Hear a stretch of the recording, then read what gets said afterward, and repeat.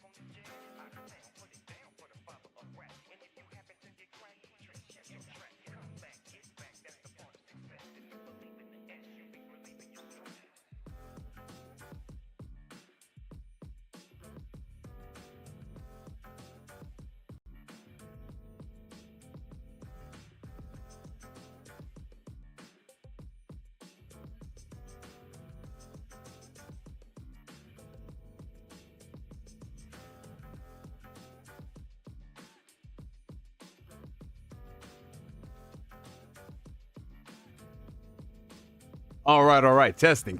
1, 2, 3, 4, 5, 6, 7, 8. Can you all see me? Can you all hear me? What's going on, y'all? Test. Mic check, audio check. How's everything sounding, my people? Please let a brother know. As soon as possible, so that way, you know, we can make sure that this stuff is actually good for y'all and for all the people who are on the playback who aren't joining us live. So while I go ahead and get all this stuff situated, let me go ahead and drag out the chat right quick. I'm going to do that thing over there and then bring that thing right over there. All right. Okay, excellent. So starting at the top with a lot of shout outs. All right. Let's see who we got in here first. Oh, we got the homie Das in the chat. What's up, my brother? Das says, I haven't seen Barbenheimer yet because being a 17-year-old rising senior in high school, a busy life, and it sucks. Yeah, man. Junior year, senior year, all I can remember is just doing a shitload of college course applications, trying to get through finals and regents, and catching a mean case of senioritis towards the end. So I get that, my brother. I get that. Hopefully you do find some time to see those movies. And trust me, the way they're doing, my man, it's not like they're going to be out of theaters anytime soon. So, yeah, man, once you get a chance to see them, I think you'll really enjoy them. We got David Biglod in the chat, all caps, saying, what's up, everybody? We got the homie Pooh Bear. He says, what's up, Neo? I finally got me a PS5. Oh, shit. Congratulations, my brother. Welcome to the, what is current generation for us, but next generation for you. That's sick, my guy. You get any good games with that? We got the homie J-Fam in the chat. What's going on, Jason? He says, yeah, it's a wings and Neo kind of night. Ooh, that sounded kind of zesty, my man. What kind of wings? Mango habanero? We doing some garlic parm? We mixing it up? What's happening, Jason? We got the Kory homie Gryffindor in the chat. Yes, we got the Kory homie Gryffindor. What's going on, CG? How you doing, bro? We got Feared Camille. We got Kermit the Frog. What's going on, y'all? He says, Neo, you catch that live action One Piece trailer yet? And yes, your boy Neo did. He did, in fact, watch the One Piece trailer. And I got some thoughts about it. Definitely, spoiler alert, but they're more positive thoughts than the first trailer. We got the homie Rhino in the chat. What's up, Kingpin? How you doing, bro? Let's see. We got DIMWITMONKEY. Yo, literally just finished Oppenheimer. It was, in fact, the bomb. Oh, shit. This motherfucker DIMWITMONKEY with the bars. With the motherfucking bars. I see you, bro. Yeah, we got a lot of Barbenheimer stuff to discuss today, my friends. We got NKDN. What's up? He says, oh, my goodness. I saw the Barbie movie. I think I'm blessed. This is totally worth checking out. Yes, sir. Yes, sir. Rhino says, work has me with 5 shades of tan. Yeah, man, working out on that ramp ain't no joke, especially when that should be like 95 degrees, all the sun. Oh, man, I remember I had that mean farmer's tan back in the day, bro. Shit was no fun. JFam says, I'm so glad the incels, Puritans, and the anti-woke types got drowned out in the Barbie movie reception. Oh, it's always a great time to see them getting drowned out, man. Yeah, we hold their head underwater like, let me not. We got the homie K-Cube in the chat. What's up, Kwaku? K-Cube says, hit that like button while you're here. Yes, that's right, y'all. I know it's pretty early, but if y'all enjoying the stream, go ahead and hit that like button. Helps out the channel tremendously. And, K-Cube, it wouldn't be K-Cube unless he says some fuck shit. He says, hey, buddy, I see you doing your set. Want to talk? Want to be friends? See why I'm glad I got a home gym now? Listen, Quaco, I know why you glad you got a home gym. I'm just saying, I can't do that home gym life, man. I need to be out and about with all this crazy equipment. And I ain't trying to spend like $30,000, $40,000 on a... Because, you know, I go crazy if I had a home gym, man. I want to get everything. I want to get Rogue this. I want to get... Man, I would go insane. Oh, brother. Who else is in here? We got Valky in 24. Maddie, what's up, my brother? Oh, Maddie, I don't know if you saw that. Apparently, I'm not sure if this is 100% confirmed, but according to some of the retailers in Australia, Disney is pulling out from the physical media game out in Australia. Guardians of the Galaxy Volume 3 is on paper their last physical release there, which is absolutely insane to think about. Let's see who is in here. We got Battlefield Joe. Oh shit, Guzman is joining us tonight. My brother, what is going on? We got Jahid the Chosen One, Sloppenheimer. Hey, yo, give you that atomic head for the cheap. Woo! Nah, it's not going to be for the cheap. If you want some of this Sloppenheimer, you got to pay. Who else is in here? We got Shawn Wilcowski. What's up, Sean? We got Big Nate. What up, what up? Getting out the big New Yorker pizza for the stream instead of a TMNT rewatch tonight. Ooh, I see you, my guy. Kory says, I think I'm going to continue my playthrough of No More Heroes 2. Since it's an 8-hour game, I can get to No More Heroes 3. Yes, No More Heroes 2 is phenomenal, bro. I really need to go back and play those games. I know they're available on the Switch, so I want to just head out to Best Buy and just buy some physical copies of that. But yeah, I really enjoyed No More Heroes 2. Still haven't gotten around to playing No More Heroes 3. And based off of the discourse, apparently I am not missing much. But if I ever see it $5 on sale, like digitally on PlayStation or Xbox, I'll probably cop it. We got Boy in the chat. What's up, man? How you doing? We got Video Game Lover. What's up, my guy? Let's see. We got Royal Blue 15. What's up, my G? And yeah, that's everybody for right now. So we might as well just get this intro out of the way before we get distracted. What's going on, people? What's up? What's up? Welcome, welcome, welcome to another fantastic and fabulous episode of Ask Neo. If y'all are tuning in for the very first time, welcome. Ask Neo is my Q&A series where you guys ask me questions and I answer them to the best of my ability. There's no real flow or structure to Ask Neo. It's literally just us hanging out, us chillaxing. So if you're on your way home from work, if you're on your way to work, if you're at the work right now, clocking in and serving your overlords, have fun. Enjoy yourself here. We talk about a lot of fun stuff. We get silly. We get crazy. Those are the antics. That is Ask Neo in a nutshell. Before we dive further into this, I want to drive y'all's attention down below to the video description because we got a couple of links of interest. So first things first, we have all my social media outlets from Facebook, Instagram, our Discord community, the Phantom Weirdos, which we just actually hosted our first successful community game night for the first time in 3 years. So that happened last Tuesday. It was a lot of fun. We had like a double feature billing happening. We had Ask Neo that went a little longer than we expected because, you know, we was going crazy with the drinks. And then after that, we dove straight into community game night. We played Among Us. We played the Jackbox Party Back. We did a lot of cool things, and it was a lot of fun. So shout out to everybody who attended the stream. Shout out to a lot of people who joined us in the Discord. It was a lot of fun, and hopefully we'll do those more in the future. I don't have a particular schedule of game nights, just considering, you know, the logistics of getting everybody involved and things like that. But I wouldn't be, you know, opposed to doing it like once every, you know, 2 months or so, something like that. Especially if there's like a really fun game coming out that people want to play. We'll probably have a nice game night. But shout out to everybody who joined us for that. In addition to that, shout out to all of the YouTube members. Shout out to all the people donating all the super chats, all that great stuff. Y'all the best. And yeah, you know, we've got a lot of good stuff to discuss tonight. Like I said, there's no real structure to it. It's just us talking about some stuff that happened throughout the week in gaming and anime and manga, things like that. So yeah, use this as your podcast while you're playing games or you're cooking dinner, or you might be busting a nut right now. And I appreciate you if you are listening to the stream and busting a nut to your boy Neo. That's I feel good about that the older I get. But in all seriousness, welcome everybody. Welcome to the stream. For those who are joining us live right now, feel free to post your comments down below. And for everybody who is watching on the playback, enjoy, everybody. Shout out to Eat Hershey's and Devilish Genius who just joined us in the chat right now. Welcome, you guys. Welcome. This man says pause. No, we ain't gonna pause this stream, man. We go full force, maximum effort. That's what we do.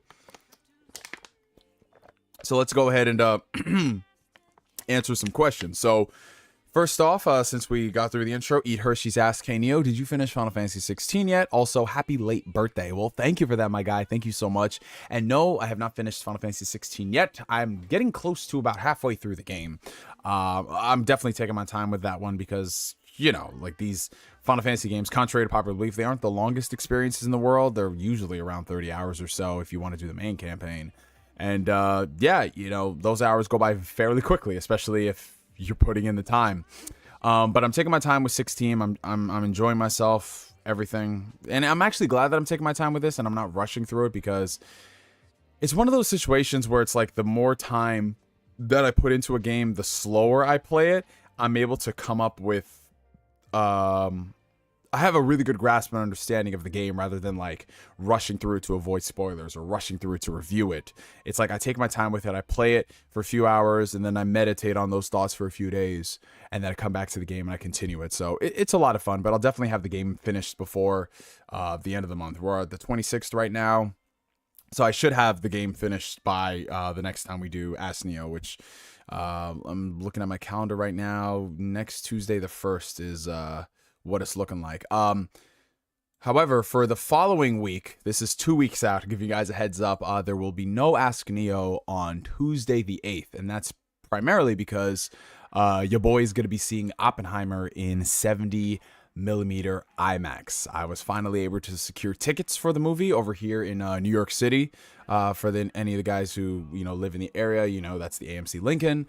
And I'm going to see Oppenheimer that evening. Now, I've already seen Oppenheimer before. I watched it Saturday night with my girlfriend, and I saw it in 70mm, which was incredible to witness. But knowing me, being the snob that I am, I want to see it on the big-ass, huge IMAX screen. And I know a lot of people have been going to the movie theaters recently because of the Barbenheimer phenomenon. And they've been seeing like Oppenheimer in IMAX because they hear a lot about, you know, the IMAX format. And, you know, a lot of people are, I wouldn't say that they're complaining, but they're not really getting the hype surrounding IMAX. Like, oh, it's just a slightly bigger screen. And that's unfortunately the case of what happens with a lot of theaters in the world. A lot of theaters that say IMAX are not actually legitimate IMAX screens. IMAX is sort of like just this term that's thrown around to mean a slightly bigger screen, and provided it fits those specifications, it's cool. But if you guys have gone to any IMAX screens, like particularly AMC Lincoln in the city, there's a couple other ones in the country that are actually IMAX certified. Those screens are massive. I'm talking about the size of a fucking stadium. It is absolutely insane. And when you watch a movie in that format, it is definitely worth the $24, $25 that you're spending. So yeah, I've been to that theater before. The first time I actually went to that theater was when I saw Godzilla vs. Kong, which is like my first IMAX movie post-COVID. So that was awesome to see that one with a couple of friends. And now I'm going back to that theater to watch Oppenheimer. And in that format, oh God, dude, the crazy thing about Oppenheimer is that movie in that format is sold out for the next month. I'm not even joking, you guys. Like, every single showing for IMAX 70mm for Oppenheimer is sold out from now until August 16th. They have about like 4 to 5 showings a day, I want to say. And every single one of them is sold out. My girlfriend and I managed to get tickets to the very front row of the theater. Yeah, that's right. Your boy Neo is going to be the meme of freaking Icarus flying into the sun and just getting obliterated. That's going to be me. So if the last time you see me on camera is next week's Ask Neo, you know what happened, because the bomb went boom. But the only reason why I bought the tickets, well, number one, it's Oppenheimer in 70mm. I want to see a Christopher Nolan movie in the IMAX 70mm format. And number two, IMAX front row is certainly not as bad as if you're doing a regular theater front row. Regular theater front row is fucking terrible, even if you have recliner seats. But if you're in a huge ass IMAX theater, then it's not the worst thing in the world. So yeah, it's going to be fun. It's going to be fun, man. So that's happening in a little under 2 weeks. That's going to be great. There was a reason why I brought that up. I forgot why I brought up. Oh yeah, I was just giving you guys an update on the schedule. But yeah, so Final Fantasy 16 will be done by the time we have the next Ask Neo session. And in addition to that, after I finish that game, I'm gonna continue working through Star Wars Jedi Survivor and a couple other things. There are some games that have come out recently that I do want to play, like Pikmin 4, but just looking at my schedule, Pikmin 4 will just sit on the shelf. And it's one of those things when it comes to Nintendo games where they never drop down in price. So I don't feel like I'm in a rush to buy day one, unless it's a limited release where they might not be printing more physical copies. But yeah, Final Fantasy 16, then I go back to Jedi Survivor, and then whatever other miscellaneous games. Speaking of which, I did purchase a new game recently, which I already know. I'm gonna get some comments from people saying, this motherfucker got a backlog and he's over here, he's buying games. What is he doing? He's doing it to himself. Well, in my defense, and this is always how these stories tend to go. In my defense, this is a game that I had wanted to buy for a while. I didn't for whatever reason. And I saw it on sale for more than half off. I was like, okay, I gotta do it. And that game is, of course, Live Alive right here. Now, I remember when they showed this off in the Direct last year, I was like, oh shit, this is that game that everybody's been talking about for years, and it's finally coming out here. And I was like, fuck, I gotta go get that game, and I just didn't buy it. So I was like, shit. But on Play Asia, they had this game on sale. I believe it was for $19.99, and it plays in English 100%. There's English text all on the box, officially licensed, so there's no type of issues. The only issue, I guess you could say, is if you are someone who wants to resell it, it does not have the ESRB logo or the rating and all that stuff. I don't think it has any type of rating whatsoever, but it's got the English voiceovers, it's got the subtitles, it's officially licensed by Nintendo, and yeah, so I was just like, fuck it, for $20, and with shipping it came to like $25. The only thing I had to do was wait like a week and a half, something like that. So I was like, screw it, let me add it to the Switch collection, because I have Octopath Traveler 1, Octopath Traveler 2. I want to pick up Triangle Strategy at some point. And, Live Alive was on the list as well. But I've heard a lot of really interesting stuff about this game in particular. Not everybody has been playing it, unfortunately, because it is one of those games that it came out around the time where there's just a shit ton of stuff happening. Shout out to the people who've been joining recently. We got Blue Senshi 19 who just donated a super chat. Thank you, bro. I'll get to you in a second. We got Chris Forth. What's up, Chris? How y'all doing? Good to see you guys. We got PS Rewind. We got Ryu Hayabusa. What's up, you guys? So yeah, here's the unboxing for Live Alive right here. All the characters. Here's the back. The legend is alive. You open it up and boom. That's it. As you guys know, it's 2023, so games don't come with manuals whatsoever. But it's got a nice little collage of all the different locales in the HD 2D format and all that. So that's pretty sick. I'm still wondering when we're going to get that Dragon Quest HD 2D game. I haven't seen any updates on it. Or at least I haven't been looking for it, I should say. But yeah, Live Alive is definitely going to be the next Switch game that I tackle once I finish all the other stuff. But I couldn't pass it up for $20, man, you know? John the Don, what's up, my brother? How you doing, man? So we got a $5 super chat coming in from the homie Blue Senshi 19. I appreciate you, my brother. Oppenheimer is a great movie. Saw it today right in the middle of the theater. How's your week, Fivehead? And I just updated my PC to Windows 11. Well, let me know how that Windows 11 is treating you, my guy. I'm still over here rocking with Windows 10. I don't think I'm going to upgrade until I get forced and dragged to do it. That's usually how I am when it comes to the new Windows, because I'm like, hey, listen. If it works for me and there's no issues whatsoever and there's nothing where I'm just like, oh shit, I want to try that feature out, I'm cool with it, bro. I'm cool with it. Like, believe it or not, I didn't have Windows 10 as my mainstay operating system until 2020. I know that sounds strange, but I was rocking with Windows 7 for the longest time. And then when I got a new PC, it's like, okay, you need to get Windows 10. All right, fuck it, I got Windows 10 and Windows 10's cool. So the idea of upgrading to Windows 11 already, I'm just like, I just got Windows 10. Why are you doing this to me? But yeah, we'll see what happens after the fact. The last thing I want is like if I update to Windows 11 and it fucks up with all my current existing stuff, like, oh, I got to go back and I have to fix this and fix that, and I'm just not in the mood for that. You guys know me. I'm the most productive, lazy person you could think of. But yeah, I'm happy you enjoyed Oppenheimer, bro. It was a great fucking movie, and my week has been pretty good. It's been great, man. I mean, started off the week on Monday. My sister, my girlfriend, and I, we all got together and we had a Barbie night out, which constituted in all of us dressing up in pink. We went out to dinner together. It was like pink frills and theatrics all throughout the night. And then we went and we saw the Barbie movie, man. It was a lot of fun, man. I've never done something like that before where I just get so amped up for a movie that I do the full dress up. I mean, to be fair, there aren't really a lot of movies where you could do something like that. I know some people cosplay for the superhero movies and stuff, but I don't really cosplay. The most I'll do is like wear a shirt.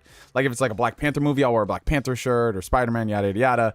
But like never to the point where it's like, yo, I have a whole freaking pink fit, man, with the pink shirt, the white shorts. Man, it was fun. It was a lot of fun, man. It was a lot of fun. And when you go to the theater and you just see everybody else has the exact same idea, it's fucking lit, man. It's fucking lit. Who else we got in here? We got Fifth String in the chat. What's up, Fifth String? We got Karuto in the chat. We got Captain CJ.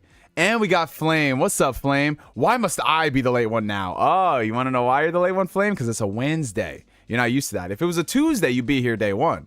But if it's Wednesday, it's like, oh, shit. But yeah, the stuff coming out from the Barbie movie, the marketing, the merch and all that stuff, I cannot wait to cop, man. That whole I am Knuff hoodie and all that stuff. Kenergy, dude, fucking genius.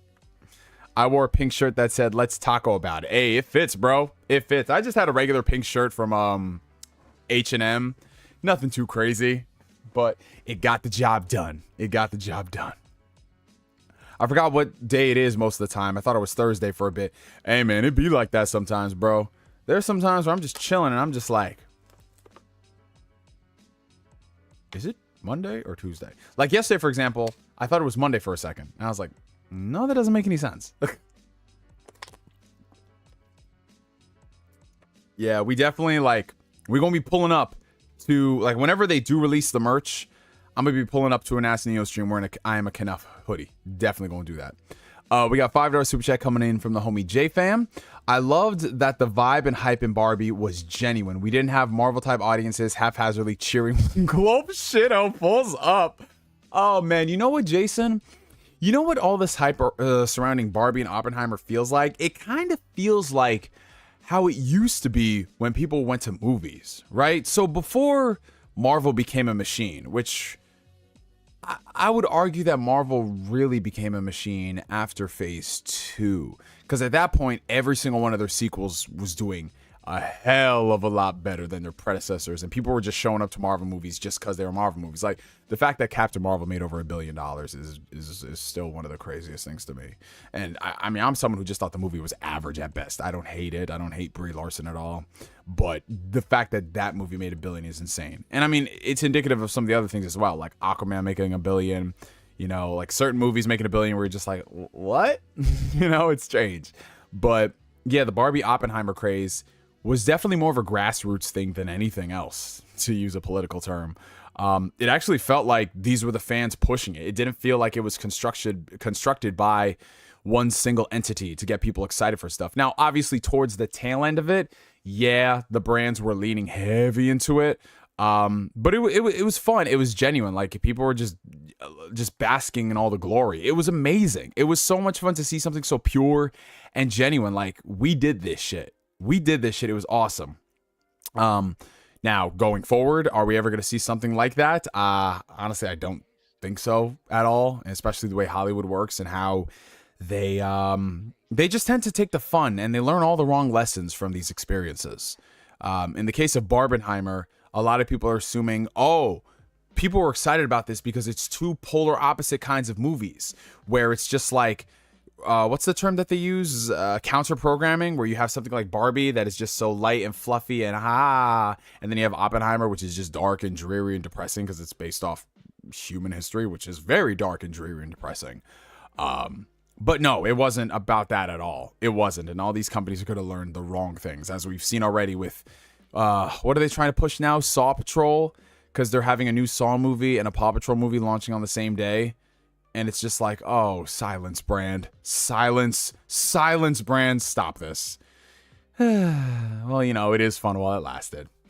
But yeah, it is cool to go to a movie and not have to worry about someone getting so stupidly excited about a character or cameo that's just like there to set up a movie 6 years down the road. You know what I'm saying? And I say this with all earnesty as a fan of comic book stuff and superhero media. I'm that guy too at times, but the rest of the movie has to be amazing.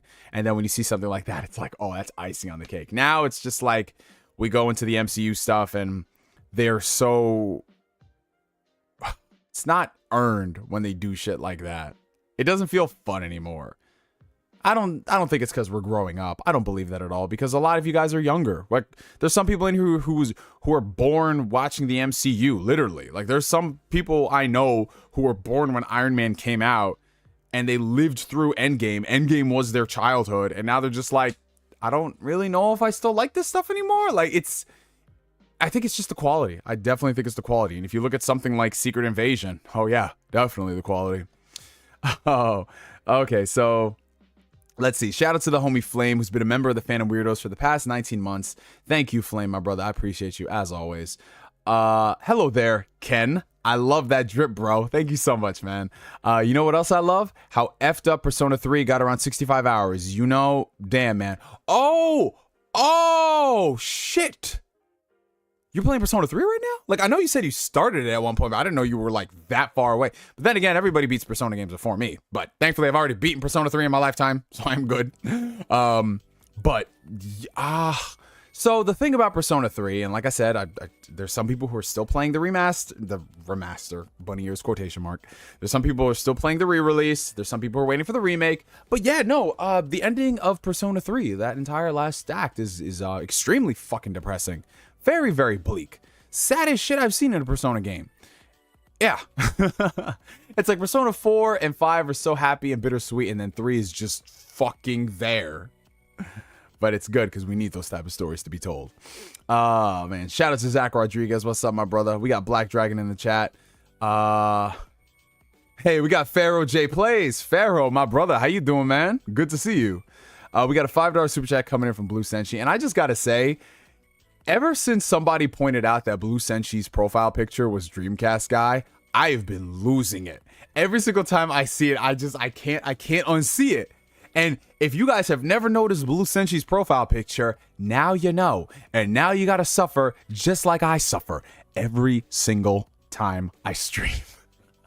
But shout out to Blue Senshi. Keep on dreaming, man.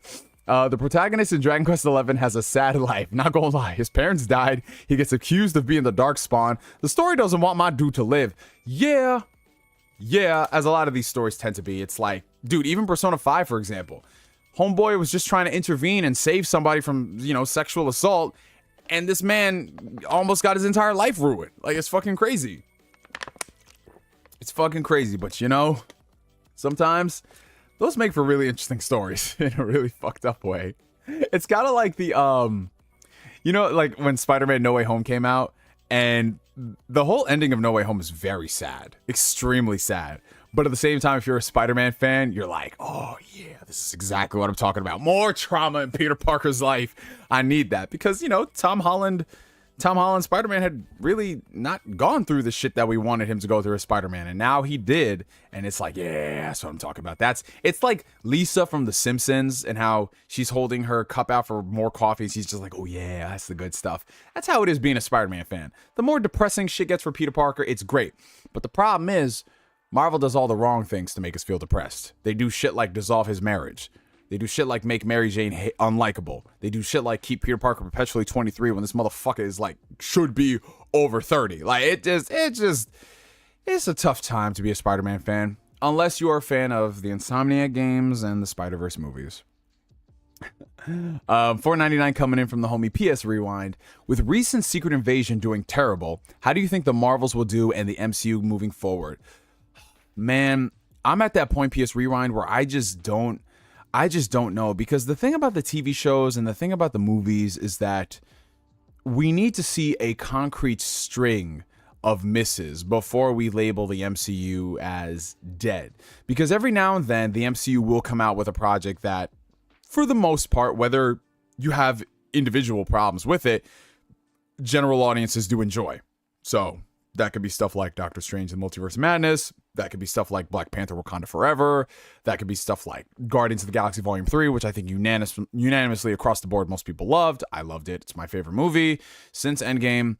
And the thing about the TV shows is that because there hasn't been as much attention to them by comparison to the movies, because most people still view the MCU as a cinematic format versus the television show, we have to see something like The Marvels bomb and Ant-Man bomb to make it a big impact. I mean, you can point to things like the Eternals, but the Eternals was released during COVID. Obviously, you have to put an asterisk on a lot of stuff,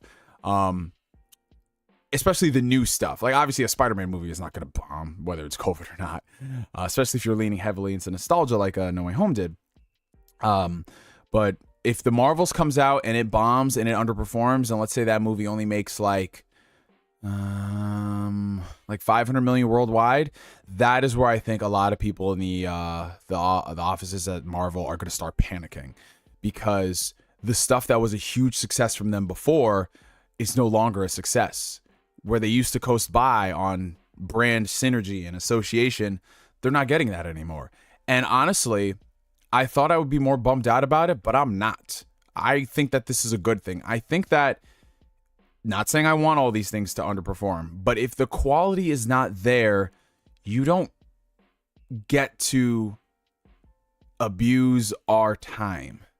If you're telling me that in order to get excited for the next Marvel project, I have to sit through and stomach a Marvel project that is really not that great, all things considered, and the only real relevance is maybe one or two plot points or a character showing up, I'm sorry, that's not good enough. Especially the older I get with less time that I have, I mean, I want to spend that time doing other stuff. And not saying that all the other stuff I do outside of it is better, but I just, a few years ago, Marvel only demanded at most 7-8 hours of your time a year, split between 3 movies. Now you got 3 movies, you know, on the low end, you have 3 TV shows. And that's just a lot of stuff. And I say this all the time. I can't just sit and get excited for the next project because it is that project. I need the consistency and the quality to build up. That's what Phase 2 and Phase 3 did so well. Not saying every single project in there was perfect. We had duds like Thor: The Dark World and stuff that wasn't as good as it should have been, like Iron Man 2. But all things considered, you had a really good win ratio. And we don't have that anymore because it's been all about content. It's been content, and not about the quality. And I understand at the end of the day, all these companies are here to make money. They're a business. It's capitalism. I understand that. Capitalism makes the world go around, and I don't have a problem with capitalism, provided you give me a good product, I will support you. That's how it is. That's how it always should be. But we haven't been getting that with Marvel. And I keep trying to tell people this. If you watch other TV shows outside of Marvel, like Better Call Saul, The Bear, Beef, Like all these shows, Succession, that are around the same length of time, some even shorter, you look at it and you're just like, why can't I have that stuff for superhero shit? Not saying it's got to be on the same level, but come on now. Like Daredevil season 3 was fucking phenomenal. Nothing Marvel has done since, television-wise, has even come close to that. And if that means that some of their stuff has to bomb or underperform, then so be it. So be it. I miss the days where I was excited for Marvel stuff. Now I'm not. I'm just not excited for Marvel shit. In my mind, I'm like, I'll believe it when I see it. If there's something that comes out and it's really quality, I'll get excited for it. Like even Guardians of the Galaxy Volume 3, I was excited for it because it's James Gunn, but I wasn't like hooting and hollering like this was Infinity War. And that movie ended up being amazing. But that doesn't mean I'm excited for the MCU brand. No, I was excited for James Gunn's flavor of the MCU. And now he's over running DC. Like I'm infinitely more excited for Superman Legacy and what James Gunn has cooking up than anything Marvel has in the pipeline. And that sucks because like 2019, I remember we were all excited for Blade.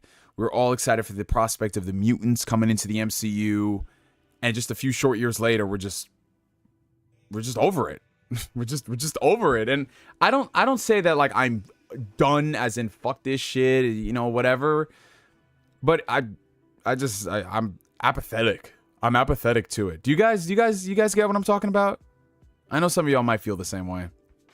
But yeah, I mean, if the Marvels is really good, like it's actually legitimately good and it's fun and it's not just there to set up future shit or just do a Marvel superhero movie that has, you know, female leads, which that's the thing. I love every single actress in the Marvels movie and I think that they deserve an amazing team up movie.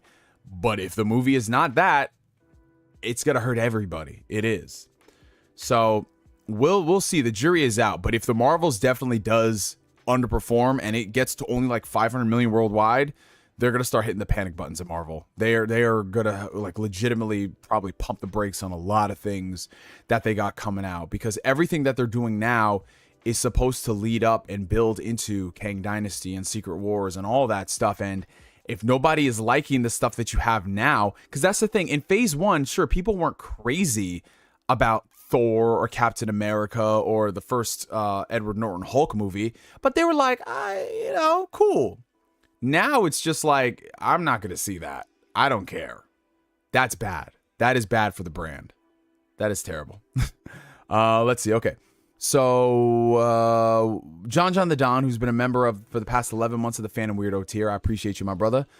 He says, Marvel movies feel like they're churned out by ChatGPT nowadays. A bunch of fluff, no substance, shaking my head. James Gunn, save us. Also, is Mayo an instrument? Yes, Mayo is most definitely an instrument.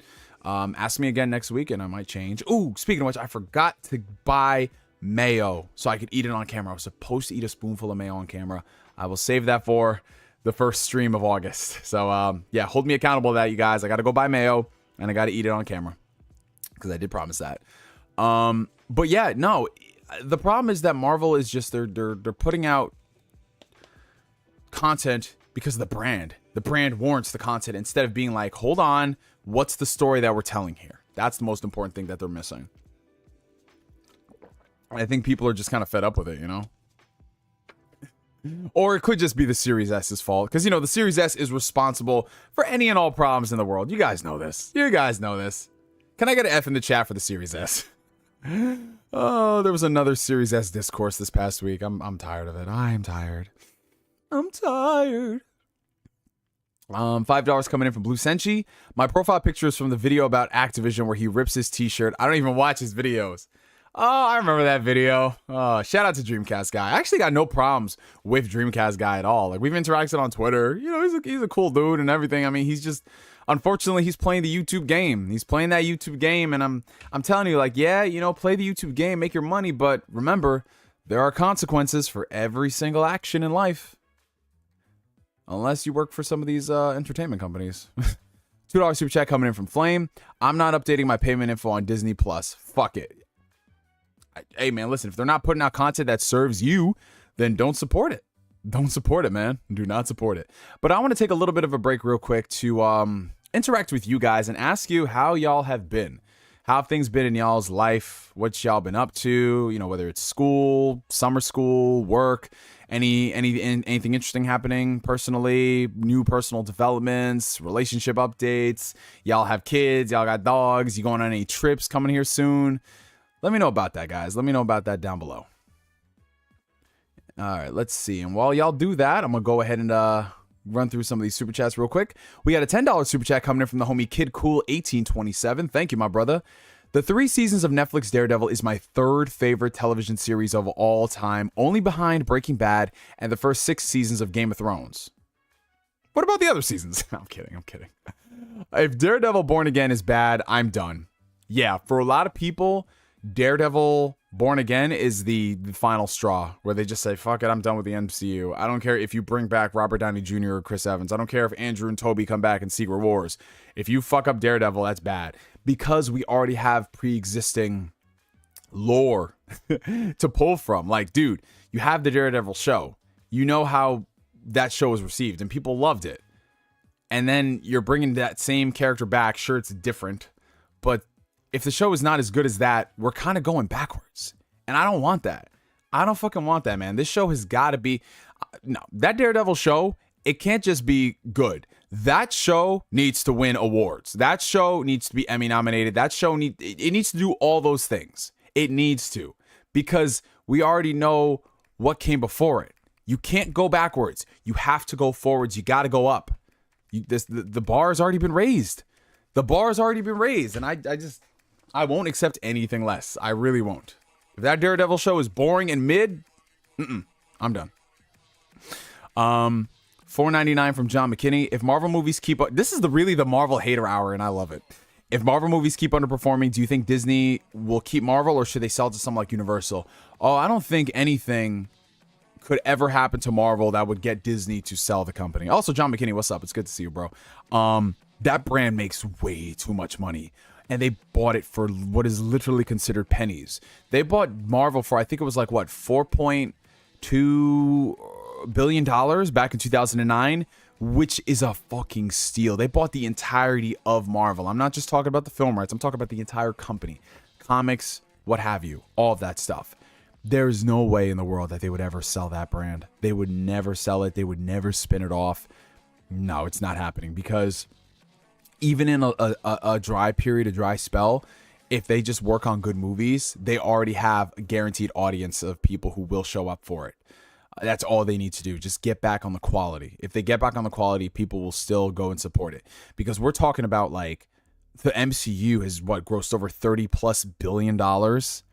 And that's just within the past, 2013 is when their solo movies started to get close to $1 billion. Like the 3rd Iron Man movie made over $1 billion. And then you had, movies like Black Panther do over $1 billion. You had Captain Marvel do over $1 billion. The Guardians movies, all 3 of them flirted with $1 billion. Like even their collaborations with Columbia Pictures with Spider-Man, those movies did very well.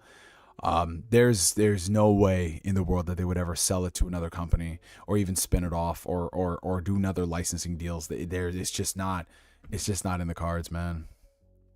Let's see. We have a $4.99 super chat coming in from the homie Kory Gryffindor. Rise, Kingdom Hearts fans. We're finally taking over Twitter. We started a Keyblade war. And for those who aren't watching it or who are just listening, so in Kingdom Hearts lore, the Keyblade War is spelled like an X. It's like a very fancy looking X, kind of italicized, but not really. So it's just so funny because ever since, Elon Musk and all his infinite wisdom, he's come out here and he's basically rebranded Twitter to X. And I don't think it's available everywhere yet. Like on my phone, it still says Twitter, but I'm not sure about the website itself. Like I'm going to go to Twitter on my desktop and see if it's rebranded at all. Oh, fuck. He got me. So if you go to twitter.com, at least on the desktop, it's already been rebranded to X. It still says twitter.com in the website, but it's just X everywhere. It still says tweet though. So like, what the fuck is... So you just put the X there and it still says tweet. Like, what are you going to do now? Like, okay. All right, whatever. Anyways, if you guys are enjoying the stream, make sure you hit that like button. Yeah, it's just Elon Musk being Elon Musk. But at least the Kingdom Hearts fans are having so much fun with it. I think my boy Joaquin and my friend Danix, both of them have just rebranded their accounts to just like Organization 13 members, and they've just been putting all the memes. It's genius, man. I love it. Oh, we got my homie T Bell in the chat. He says, "What's up, Neo? Which video game would make the next big movie hit?" Honestly, what IP could be really good? I mean, any IP is rife for a big blockbuster if they actually take the time to do it.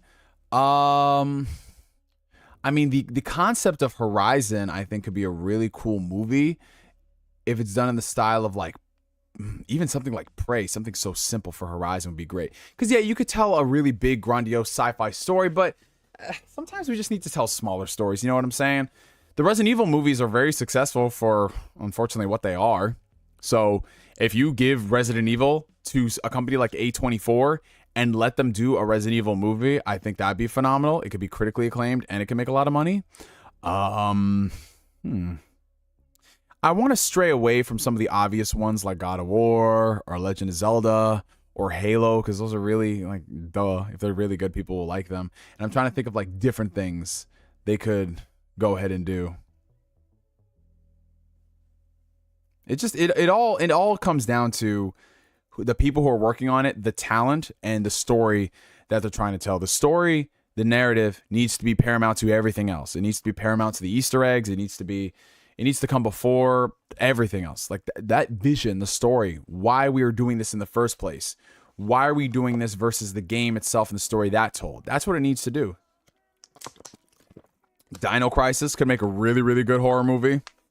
And that'd be nice too. A horror themed movie with dinosaurs, and it's actually a good movie. That could be great. Dead Space was another one that was brought up in the discourse a few months ago. John Carpenter, he said he wanted to do, I believe it was John Carpenter, right? He said he wanted to do a Dead Space movie. A really good Uncharted movie. I mean, they haven't done that. So if we got a really good Uncharted movie with, a guy who acts like Nathan Drake and a guy who acts like Victor Sullivan, I think that would be awesome. Kind of in the style of Mission Impossible. Mission Impossible are kind of like low-key the best Uncharted movies that we have gotten, especially if you watch the last one. Oh my God. There's a segment in the last act that is just like screaming Uncharted 2, even if it has no relevance or someone who worked on that didn't play the game. It screams Uncharted 2. Exoprimal, I mean, sure, if it's funny, like you can make it like Starship Troopers. You can do something like that. Nah, but here's the thing, Black Dragon. I think Uncharted could work in the style of Indiana Jones, where it's like every movie is just a different adventure. Sure, you can have some narrative connective tissue between them, but they can just be fun summer blockbusters. I don't think you really need to make it bigger than what it is. Just have fun with the set pieces and don't just recreate what the game did.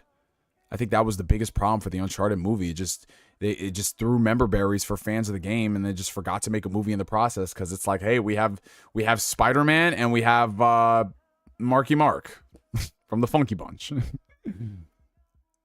Oh, a Metroid movie from A24. Oh man, if Nintendo weren't cowards, they would totally do that. I'm kind of hesitant on making some video game properties TV shows just because of the budget attached to it. And also the viability of shows that would come out on these streaming services, as I'm sure many of you guys have seen. Well, they've actually done a Yakuza movie before in the past. Like, Yakuza is something that I think would be great as a TV show. That could work, because all you really need to do is have really good stunt choreography. Hey, man, shout out to the Exoprimal fans. I'm happy you guys are enjoying the game, and people seem to be trying it out. Let's see if it has longevity, though. What about an Infamous movie? Well, yeah, Infamous could work if you had a different... Because it'd be a different kind of superhero movie. Very, very different. But how would you play with the concept of choice in an Infamous movie? Because the cool thing about the Infamous games is that there is an aspect of choice. Whether cold is bad decisions or good decisions. And sure, it's not as crazy as Mass Effect, but, And that is something that a Mass Effect movie could work because Mass Effect has so much lore attached to it. That you could do a story that is not about Commander Shepard, and it could be a story that's set in the Mass Effect universe that doesn't supersede the games. You could do a lot. Infamous, I feel, is just a little bit too. The story is just a little bit too much about the choice aspect, which works for the game. But would that work for a cinematic release? I'm not sure. Yeah, exactly. Otaku Underground. Yeah, Mission Impossible: Dead Reckoning was the Uncharted movie. Let me see. Okay, so we have a $2 super chat from Valkyne24. Yeet the Zeet. Yeah, exactly. Tell him, Maddie. Tell him. Hold on one second. I missed something. Hold on. I missed something from my homie Zack Rodriguez. Zack Rodriguez, my brother. I am so sorry. I am so sorry. If you're watching right now, I deeply apologize. I missed a super chat from Zack Rodriguez, who's been a member of the Phantom Weirdo tier for the past 20 months. Thank you, my brother. He says, Yo, Neo, I finished up Code Geass recently. I started out really loving the show, and man, I'm not a fan of how things eventually went. Thoughts on it? I loved Code Geass. I loved it from beginning to end. Code Geass is one of those shows where it's like every single time I rewatch it, I love it a little more. I assume there were some aspects, some creative choices that you weren't a fan of. I assume that's what it is, but yeah, I really did love Code Geass. I just rewatched it not too long ago, actually.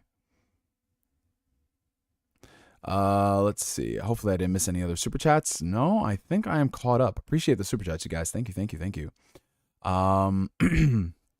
So let's see. Persona 5 live action Netflix adaptation. So a Persona TV series could definitely work. And it's something that in my spare time, I flirt around the idea of writing a Persona script. Like, what would Persona look like in a movie?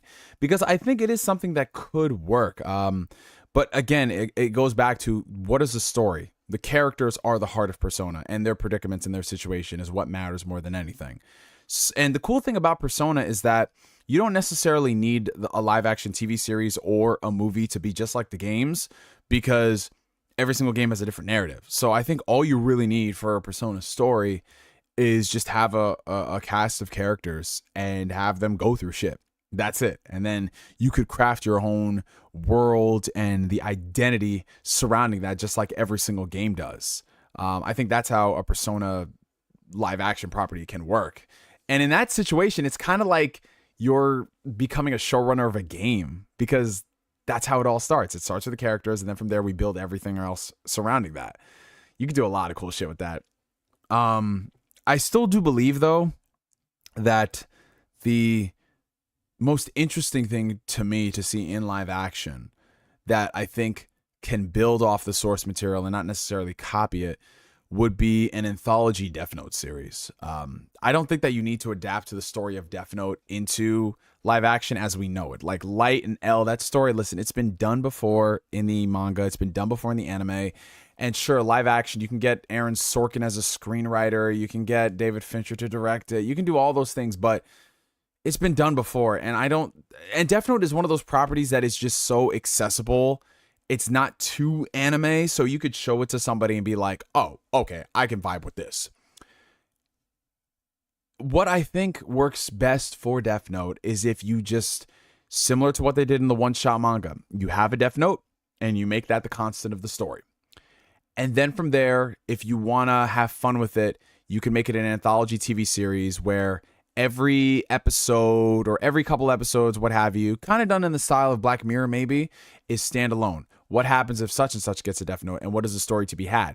Now, I do think that if you make it an anthology season, it would work better than just each individual episode being different, because the story of the Death Note and how it affects one person could be drastically different from somebody else and their surroundings. So depending on the length of the episode, there's a lot more stories to be told, and what that does to a person long term.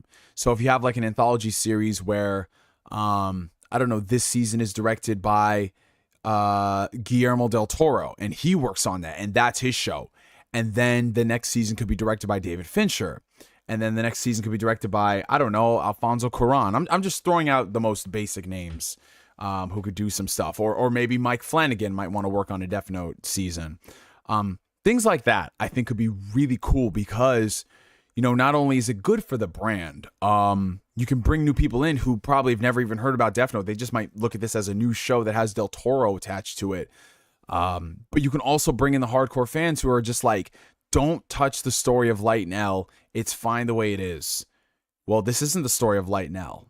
It might have some similarities, like maybe Ryuk is the Shinigami in this season. And maybe he might have a throwaway line saying like, Yeah, I remember a couple decades ago, there was a kid who was really idealistic who I followed around, and you might want to be careful and don't end up like him.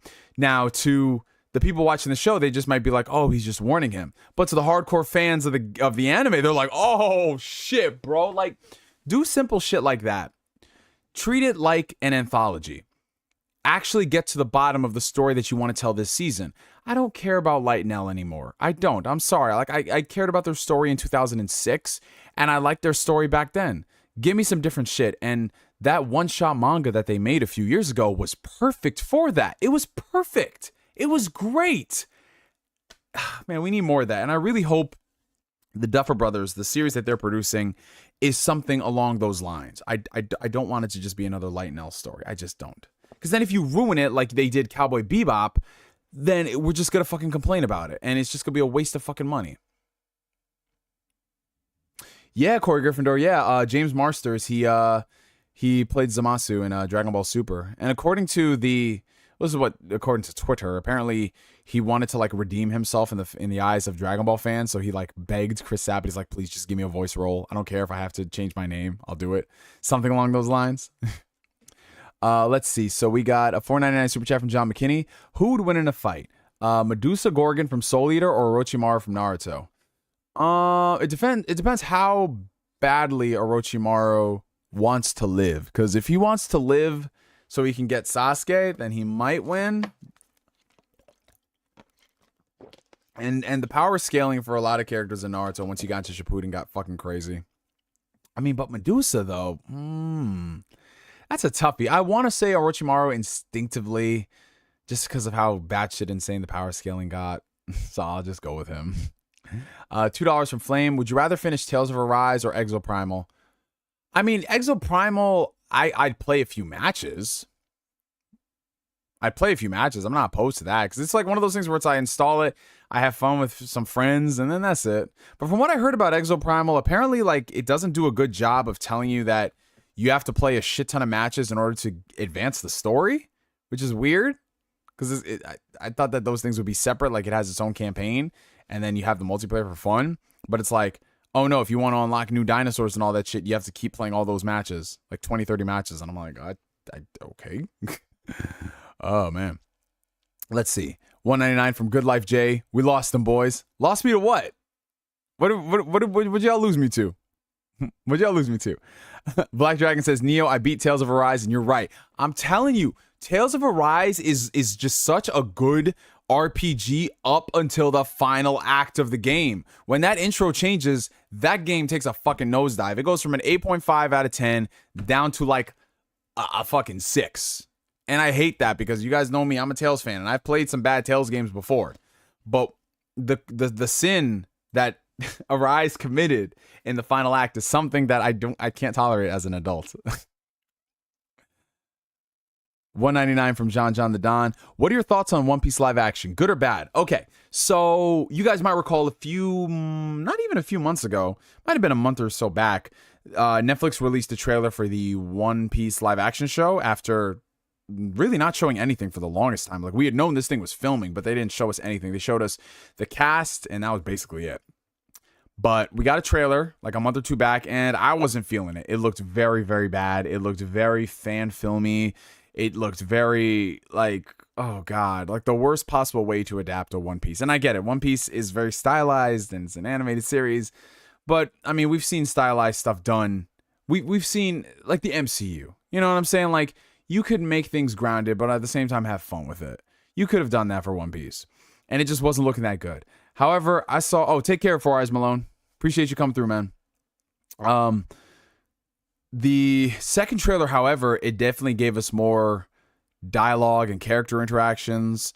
And I gotta say, as far as the Straw Hats are concerned, the Straw Hats themselves, I think, are very well casted. So Luffy, Zoro, Nami. The only one I'm kind of on the fence about is Zoro, because I always pictured Zoro as just like a little more, not gruff. Gruff is not the term, but like just a little not as pretty boy looking as the Zoro that they got here.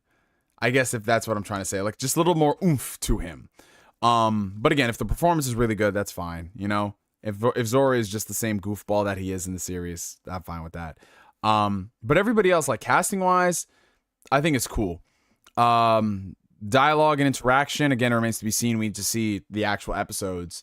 But the synergy that the cast has, I think, is great. That's what you need. The cast of the Straw Hats, especially in the early days, needs to be really solid so you can build upon that in the future. Everything else surrounding the show, though, I don't know. It's just like the way it looks. It looks like they're filming it. I know this is gonna sound so fucking weird. It looks like they're filming it in the real world, and it looks like there's no,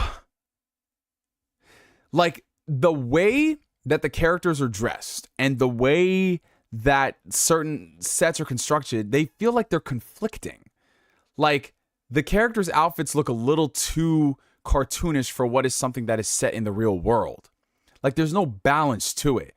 Like, I feel as if, might be the color grading that's off, possibly, but it just doesn't look believable. It like looks way too realistic in some parts, and other parts look way too cartoonish. That it's conflicting tones, for my opinion. Like the sets don't look good. They don't look good at all. And then when you look at some of the supporting cast, like especially some of the villains, Arlong, oh my god, what the fuck? I thought Buggy looked bad. Arlong himself looks terrible, bro. And what they're doing with his voice too, oh Jesus, dude. It just, I don't buy it. I don't buy that these are characters living in this world. No matter how good the synergy is, it doesn't come off like, okay, this is the world. Come into this world. Whether you're in this world for just an episode or you're on board for the entire season, that's it. It just doesn't look good. It just doesn't look good from a visual perspective. Now, if the character dynamics are great and everything else surrounding it, like if it's the flair of One Piece and it's actually a legitimately good show, then all right. You know, it just might be one of those things where I just don't think that the budget is that high. But at the same time, the budget per episode, I think, is like, what? Over $10 million plus an episode? Where the fuck is the money going? Where is it going? I don't know. But I'm willing to give it a shot. It looks more interesting by comparison to the Cowboy Bebop series. It definitely does. And the cast looks a lot more excited for it. So I'll give it a shot. I'll watch the first couple episodes. Realistically, though, I don't know how... Because, again, it goes back to the whole streaming era and how expensive these shows have gotten. Netflix is obviously looking at this as their next Stranger Things. Because Stranger Things is going to wrap up real soon with, like, the last season. I know they got spinoffs and shit, but Stranger Things, as most people know, it is going to be over soon. Oh, Josh, what's up, bro? But this One Piece thing, the budget will only go up from here. If they're spending, like, what is it, like... let's just assume it's $200 million per season. Can they really sustain that long term? You know, over the course of 5 years, spending $1 billion on something that doesn't make them money, like it's a movie. If this was a movie and they spent $180 million on it, okay, there's a chance of you making that budget back. But One Piece only gets crazier from here on out in terms of the visuals, in terms of the sets, in terms of the characters. Oh my God, some of the designs, dude, it's gonna get crazy. So I don't know. I really don't know how this is gonna play for Netflix long term, man. It just doesn't seem like at least something like Game of Thrones. That's realistic for the most part until you get into like the dragons and shit. You know, the set designs can be believable because we've done these kind of shows and movies before. One Piece has really never been done, especially on this scale. So it'll be interesting to see how far they go before Netflix cancels it.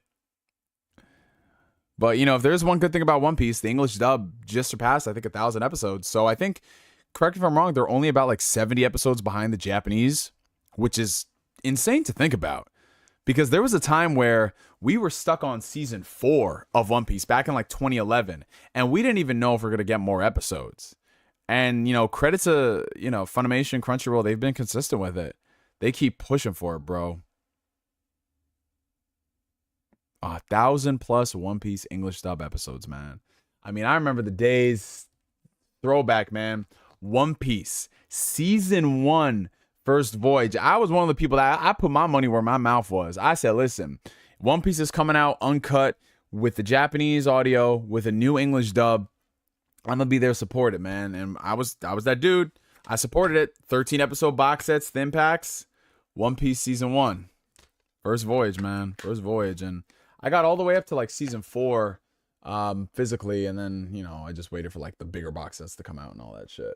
But yeah, man, One Piece, it's come a long way, man. God bless whoever can binge 1,000 episodes of One Piece. Dude, honestly, if I were to like sit down and binge One Piece from the beginning, that'd be like the only show I really watch. You know? The only fucking show I really watch. Because that's a lot of episodes. Like my girl and I, we started rewatching One Piece, I think like a few months ago. And we got like 8 episodes in before we both just paused and we're like, do we really want to sit through all of this stuff? Because like there's the goated shit in One Piece. It happens really soon. But man, that's just a lot of stuff to sit through.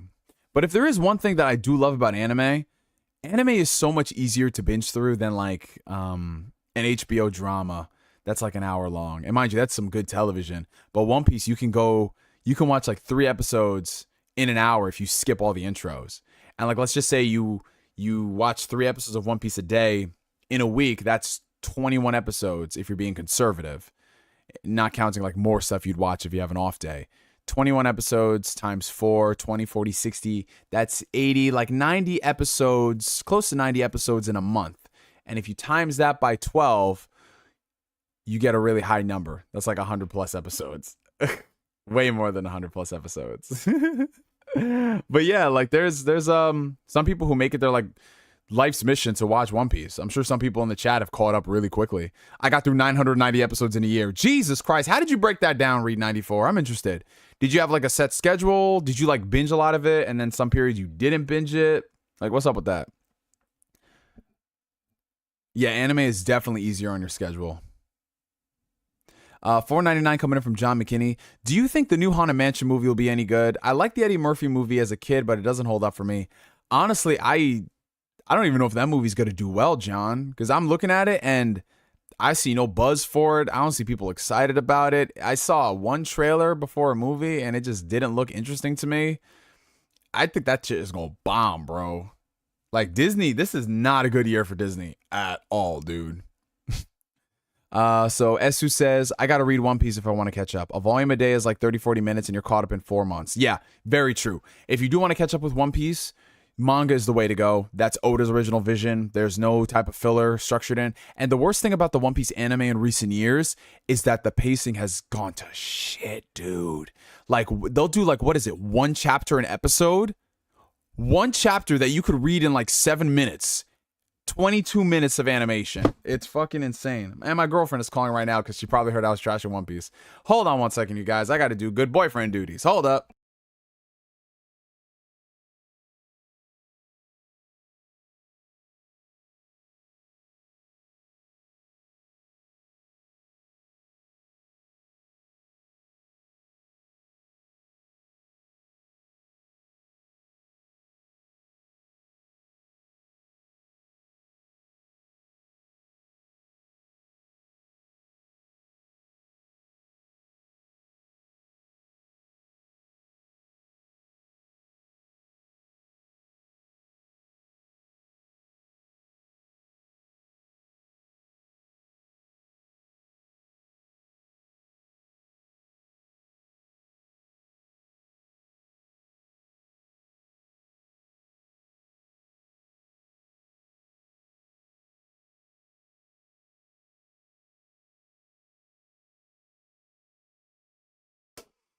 All right, we back up.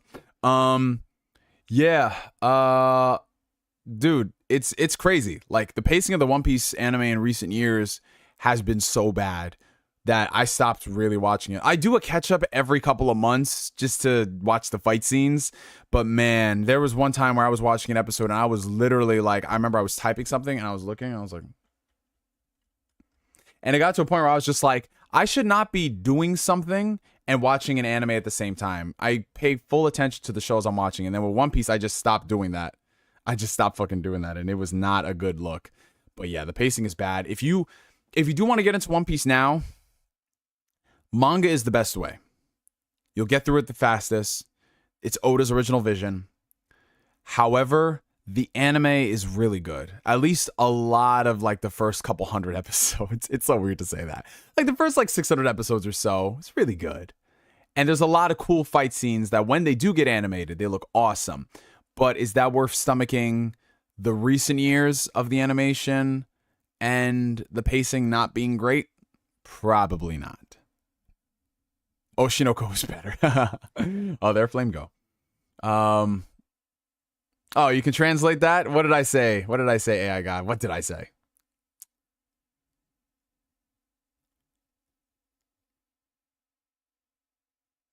Yeah, I started like fully reading the One Piece manga back in 2019, and I got very, very, very far because it was so easy to read through volumes. Like stupid easy, man. Stupid easy to go through that. I remember I was using, I think, like the Viz app for that one. 2 episodes a day will get you through 730 episodes in a year. Sprinkle some binge sessions in, easy. Yeah, like I said, it's very easy. If you do like 3 episodes a day, you can get through a lot of stuff. And 3 episodes a day is, what, an hour of time? Like people kill an hour of time just doom scrolling on their phone. And then you can use that to catch up on One Piece. At least the good early stuff of One Piece without the bad pacing.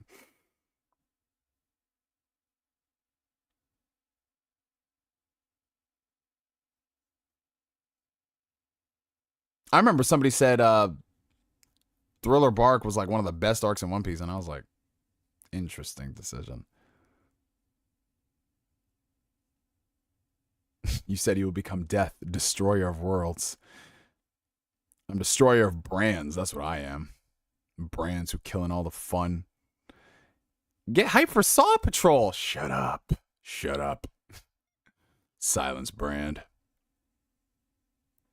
Nah, you're TV, the human AI god now. Chris is dead. You are what remains.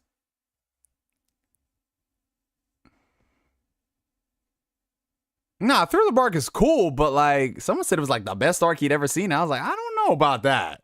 It's cool.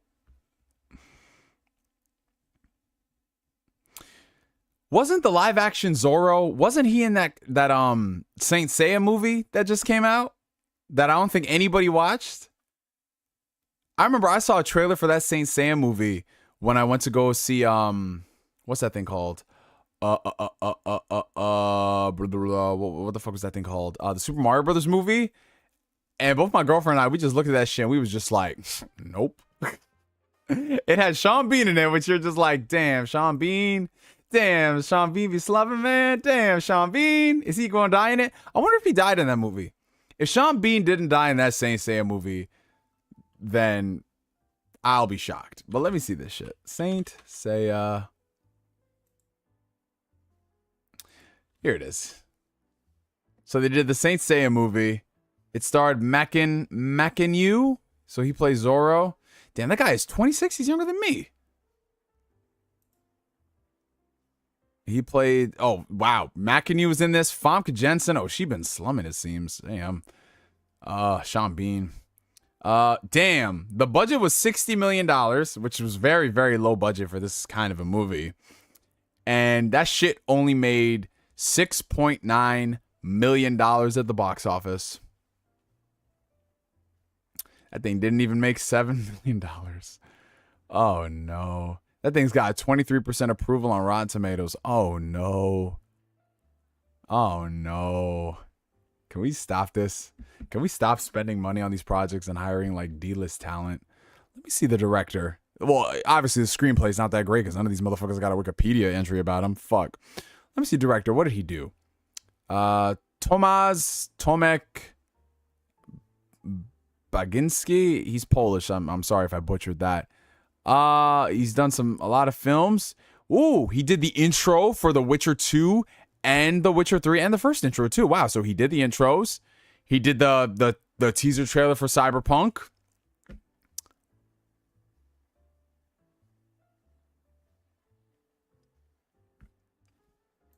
What do you want me to do with that information? What do y'all want me to do with that information?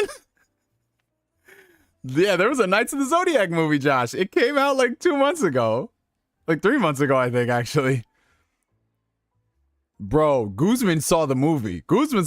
He said, I paid for a discount ticket to see it, and I fell asleep in parts of the film. Bro, I just saw the trailer, and I was like, that looks so, to quote one of my favorite 4Kids dub, it's so low rent. Where's that from? Who know where that shit from? Oh, he's Hispanic too. I know he hurt. Yeah, he definitely hurt. I mean, he fell asleep most of the time, so I think he's fine. It numbed the pain. The NyQuil numbed the pain. Aliens confirmed, y'all. Yeah, isn't that the funniest thing? How, like, we just found out, like, a government official just said, yeah, aliens are real, and we're all like, well, we knew that shit. Back to business. I will say this, though. You cannot sit here and tell me that the Omnitrix isn't real, because I know the Omnitrix is now. They have it. They have the Omnitrix. They got the talismans from Jackie Chan Adventures. What else they got over there? They got the Jawbreakers from Edda and Eddie. What else they got? Imaginary friends are definitely real. From Jimmy Neutron, you know that like purple candy gum thing or whatever? That's definitely real. All that stuff is real, man. All that stuff is real. They definitely got the Infinity Gauntlet. They got the real one. Oh, what's up, Mascon? How you doing, bro? Oh, you got Ratchet and Clank on PC? Yes, sir. Yes, sir. Thank you, Jim Ryan. Everybody, listen. That boy Jim Ryan does a lot of things wrong. But what he didn't do wrong was bring more of these PlayStation games to PC. And he brought them to PC for cheaper prices than they are on PlayStation 5. Shout out to Jimbo. Shout out to Jim Ryan, man. Love that dude, bro. Love that dude, man. Oh, shout out to the homie Silverwolf who just donated a $20 super chat. I appreciate you, my brother. Silverwolf says this. Sup, Neo? Just 3 questions I want to ask. What are your thoughts on Final Fantasy 16 so far? Second question. Did you read the Naruto Minato special chapter? Third question, are you excited to watch new episodes for Naruto's 20th anniversary? Me, myself, I'm looking forward to it. Well, I appreciate you, my brother Silverwolf. And to answer your questions, what are my thoughts on 16 so far? So I'm really enjoying it. I'm about halfway through the game as of this Ask Neo session. Definitely taking my time with it, partially because I haven't really been doing a lot of gaming recently, but also because I'm savoring the experience because, you know, it's 30-hour a game. I'm enjoying the game. I'm enjoying the story. I'm enjoying the characters. My biggest critiques, I would definitely say, is, unfortunately, this is just a common trend with the past 2 mainline Final Fantasy games. The side quest content is really not that great. There are some good missions in there, but most of it is just kind of a chore to get through. It feels like, I mean, maybe for better or for worse, it's because the guy who produced the game, Yoshi P, did Final Fantasy 14. They feel like MMO quests where you're just doing stuff to pass the time, and maybe some of those quests have story significance, but they're not really that compelling. So the side content, the supplemental content, is extremely hit or miss from where I'm at. Did you read the Naruto Minato special chapter? No, I did not. And am I excited to watch new episodes for Naruto's 20th? I don't know the exact context of what these episodes are. So are these like, for the 20th anniversary, are they just going back and they're doing some stuff from part 1 and reanimating it? Or is it like a look back special? Like I'm confused about the specifics of it just because I've been out of the loop. But if it's some more stuff from part 1 and they just reanimated it and it looks like really, really good for 2023, I think that would be fun to watch. But yeah, OG Naruto stuff I definitely do prefer compared to what happens in Shippuden. And a lot of that stuff is really nostalgic. I've been fiending like a Naruto. I've been putting off a Naruto rewatch because I just, man, if I go down that rabbit hole again, it's just not going to be pretty. Because it's just, because the thing about shows like Naruto is that every single time I rewatch it, I binge it so easily, so fast, man. Like I remember I watched like 40 episodes of Naruto in just a week. Like 40 episodes in a week. And that was like over the course of, I want to say 3 days. It was crazy. Now, mind you, I was on vacation. So I was just like, fuck it. I'll just watch, 10, 15 episodes of Naruto a day. And it doesn't feel like it because if you skip all the intros, 3 episodes an hour, 3, 6, 9, 12, you watch 4 hours of Naruto.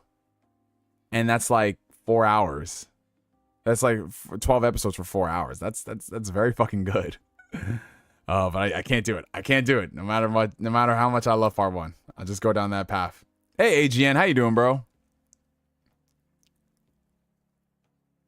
Bro, I did that with Bleach. It was not worth it. You see, the thing about Bleach is that kind of series where when you watch it when you're a youngster, it's cool because the aesthetic of Bleach is fucking fire. You cannot take that away. Bleach, character designs, music, even some of the fight scenes looks awesome. But when you go back and you actually sit down and rewatch Bleach, it's kind of like one of those shows where it's like, oof, I don't, this was cooler when I was a kid, man. Yeah, that's the thing about Bleach. I mean, I will say this though. My girlfriend and I, we're watching the 1,000-Year Blood War right now. We're on the second part of the season. I'm enjoying that a lot more than the worst of the stuff that I watched from Bleach. Because I love the first like 50 episodes of Bleach. That was cool. Everything after that was kind of hit or miss for me. But one thing I love about 1,000-Year Blood War is that it's all gas, man. It doesn't slow the fuck down. Crazy shit be happening left and right. Oh shit, Blackbound, what's up, bro? So in that respect, I like the vibe of 1,000-Year Blood War a lot as someone who doesn't fuck with Bleach, but it's still one of those things where it's like, I don't think I really like Bleach in that respect. Okay, I see you, AGN. Good shit, bro. Yeah, no, my girlfriend, she worked late today, so she'll probably join us. She'll join us a little later. Hey, Josh, I'm just saying, I was definitely that dude, bro. No. When it got announced that it was going to be animated, I said, I'm happy for the Bleach fans. I did say that. I have it on record. I'm like, listen, I don't care about Bleach, but you guys finally got this shit animated. Go ahead. That's on record. That's on record, man. That's on record. That's growth for me. Because if it was 2012 Neo, I'd say, fuck this shit. 2022, 2023 Neo is like, you know what? It ain't for me, man, but y'all enjoy that shit. Oh, shit. PierretheGamer, he's on a One Piece binge right now. All right, I see you. Now, the thing about Ichigo that does... No, that is not revisionist history, Josh. You could go back on my Twitter. As soon as 2020 or 2021 or whatever, when they announced it, I said, listen, I'm happy for the Bleach fans, bro. I have said that shit. That is on my Twitter. If I can find it, I will post it. Hold on. Let me see. Let me go back.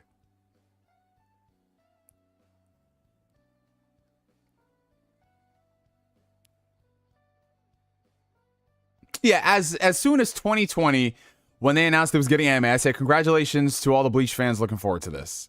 That's it. That's all it is. Now, I still throw some shade, don't get it twisted. But I was like, if you guys like this, cool. 2021. Bleach is pretty mid outside the music and visuals, but this trailer looks heat. I'm happy the Bleach fans finally got what they wanted. You see? Your boy Neo throws some shade, but at the same time, your boy Neo gives some props. You see, I'm hot and I'm cold. I'm yes and I'm no. I'm in and I'm out. I don't even know the rest of that song, actually. Homie can say anything about Bleach while Zelda ain't around. No, my girlfriend, she know this shit. I told her straight from the riff. I'd be like, yo, you love Bleach? That's just a poor man's Yu Yu Hakusho. And she was just like, no, it's not. And then she started watching Yu Yu Hakusho, and she was just like, you know what? You right. Nah, it's fun though. Like us watching 1,000-Year Blood War, like I'm enjoying it. Because there's a bunch of like crazy shit happening, man. And niggas getting murked left, right, and center. It's awesome to see that shit. Watch my girlfriend probably just join the chat. She did. Wait, yo, no. That was what we talked about on our first date. You ain't gonna lie, like I didn't say that Bleach was trash on my first date because we did say that. I said, listen, once you watch Yu Yu Hakusho, you will not be the same person you were 112 episodes ago. Trust. Aizen with his master plan. Aizen be knowing everything, bro. That was all a part of my plan. Aizen is like Madara on crack.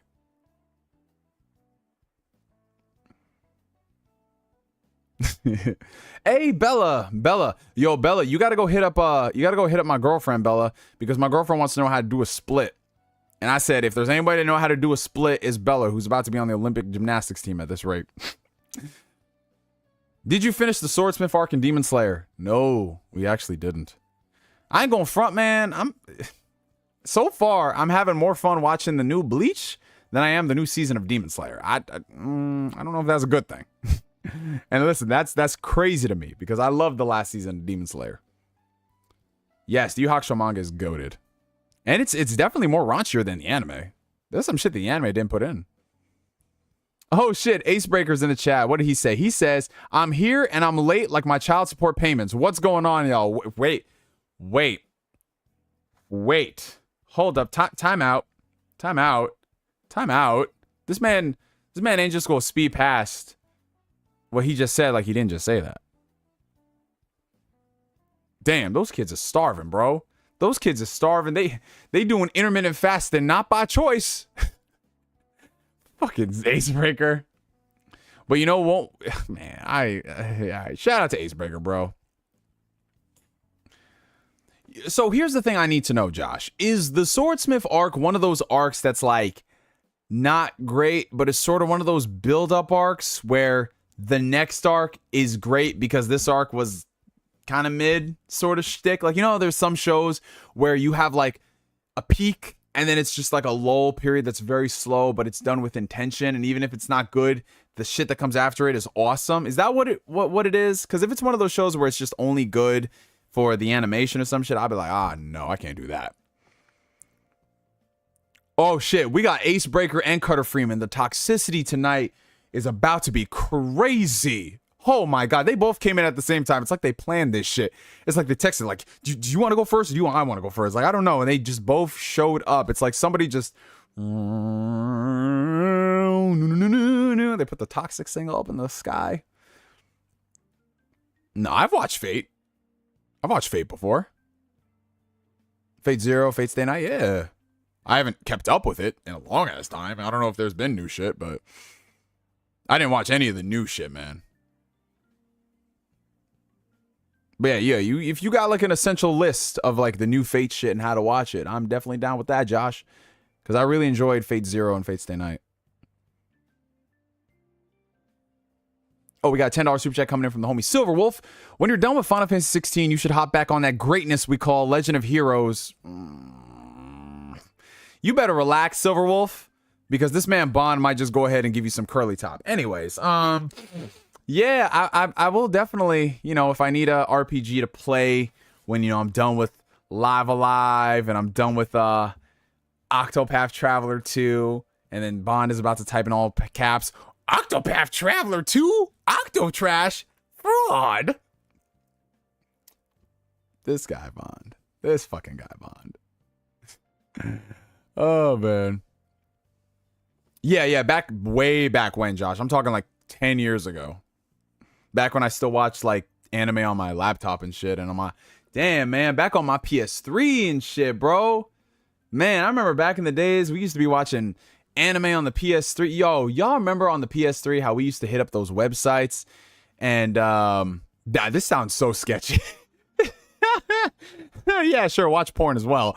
But man, the PS3, we used to be able to hit up websites and just watch anime straight from the browser. I'm not talking about no apps. I'm talking about you go to the website, you just type it in, you can watch anime there. You can watch it on YouTube. Bro, I remember, man, you new age kids don't know what y'all got. Back in the day, do you guys remember? We used to have to pay money to use the internet browser on the fucking Wii. On the Wii. And then Nintendo ended up refunding us the $10 later. But I used to watch so much anime and cartoons on YouTube back in the day. Man, yes, exactly. You could download it straight to the PS3. Oh, man. People forget like how goated the PS3 was when it wasn't taking like 14 years to load your friend list in the PlayStation Store. It was a GOAT console outside of that. And then I will say the saddest thing about the PS3 was just in order to party chat, you just had to sit in a room.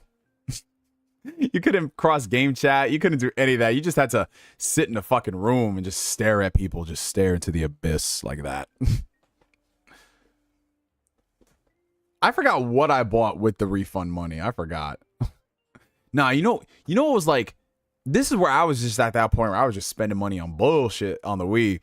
I bought this Pokemon game. Was it Poke Park? Man, listen. I know people say Pokemon Snap is just a glorified roller coaster photo taking simulator. It is. But man, Poke Park? Oh, man. That was the weirdest thing. He said that shit was gas? Bro, I don't know, man. I don't think it was Pokemon Rumble. I think it was Pokemon Park or some shit. I don't think it was Rumble. It was like a farm of Pokemon, bro. No. No. I don't know, Josh. I think you're talking about a different... No, there was a Pokemon farm game where all the Pokemon were just on a farm and you could pet them and they could roll over. Like this was a Pokemon, My Pokemon Ranch. Was it that? Listen, it was on the Wii, and I remember I bought it and I was just like, what am I doing? I don't know. It wasn't on disc though. I had it on the Wii shop. Pokemon Ranch? Maybe it was Pokemon Ranch. Because it was a digital game. It was a digital only game. Oh, Arsonist, what's up, bro? Yeah, man. Those are the days. Back in the day, bro. The Wii internet browser. Netflix. If you wanted to access Netflix on the PS3, you had to get a disc mailed to you. Oh, wow. Those were the times. Yeah, everyone's like, yeah, it was Pokemon Ranch. Yeah, there we go. But dude, what a time, man. We've come so far in what is arguably just a short amount of time.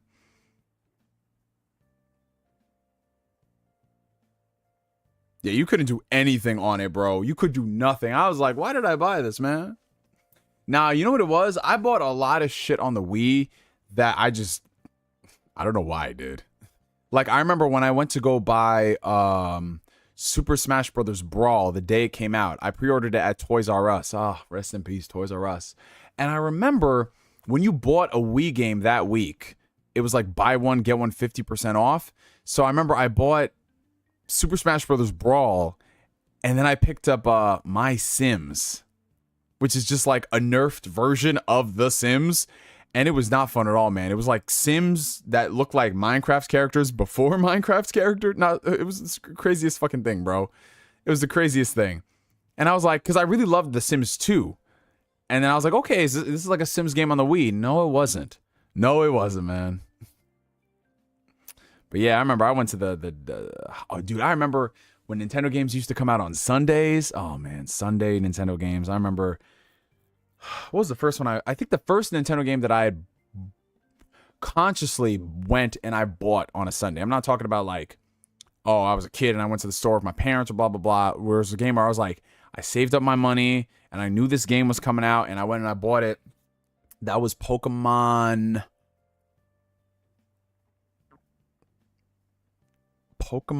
I think it was Pokemon Pearl. It was like the first Nintendo game that I had bought with like my own money. So that was, I think I was like 13, 14.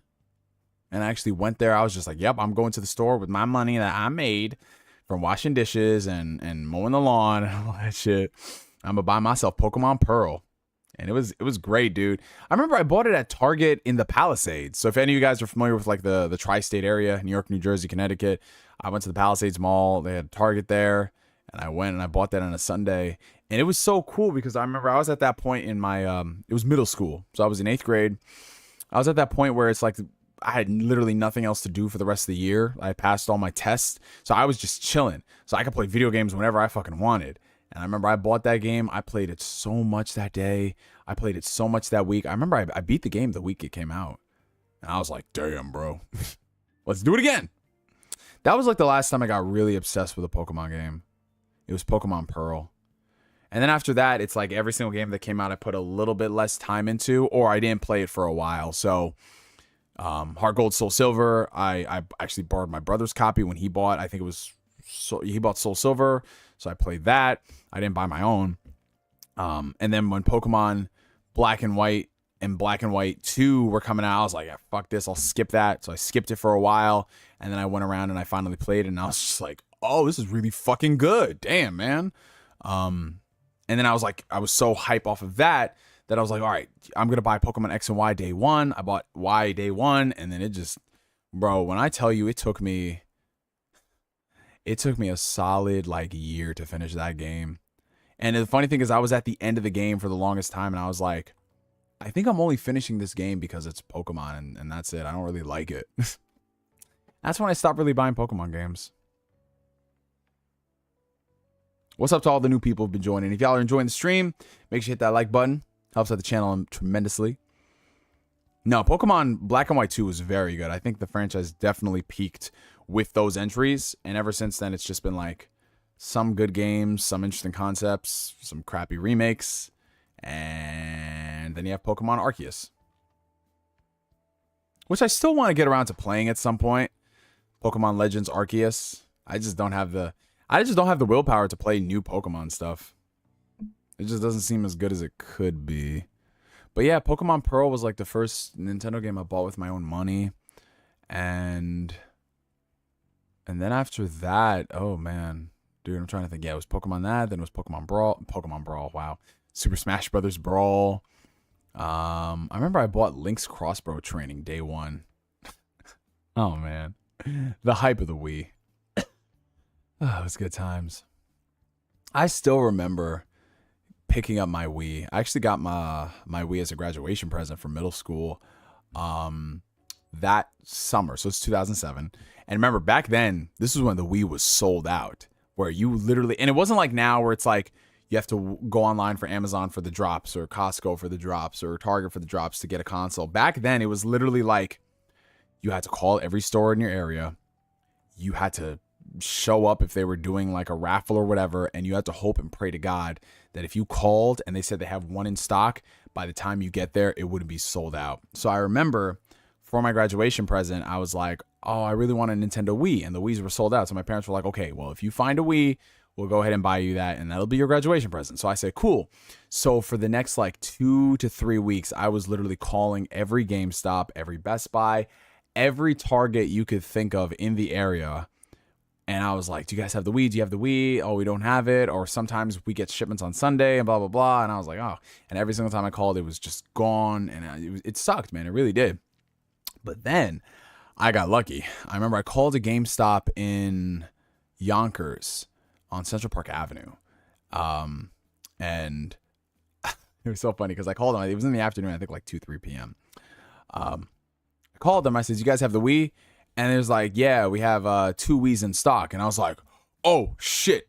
Can you guys hold it? Any possibility you can hold it for like 20, 30 minutes? And he's like, sorry, man, it's first come, first serve. So the sooner you get here, the sooner you can buy it. So I was like, fuck. So I tell my mom, like, Mom, we got to go. GameStop, Central Park Avenue. They have a Wii. And at the time, that was like 20 minutes away from us. And so she was like, okay, we'll go, right? My mom, she took her sweet ass time getting ready. And mind you, bro, at that point, I was hyperventilating because I was just like, if I don't get a Wii now, I'm not going to be able to get a Wii until like Brawl comes out. And I don't want to wait all that long for the Brawl. Like, I need to play it now. Mind you, the only game I really wanted to play at the Wii at the time was Twilight Princess. And I had a GameCube, but it was so hard to find GameCube copies of Twilight Princess around me. Because, you know, they pushed more the Wii version. So I was like, I need to get the Wii so I can play Wii Sports and Twilight Princess. So we finally got in the car. We drove over there, and it had been maybe like 30, 35 minutes from when I first called GameStop. And I was so nervous because I didn't want to have to, I didn't want to drive. I didn't drive. My mother drove because I was freaking 13 years old.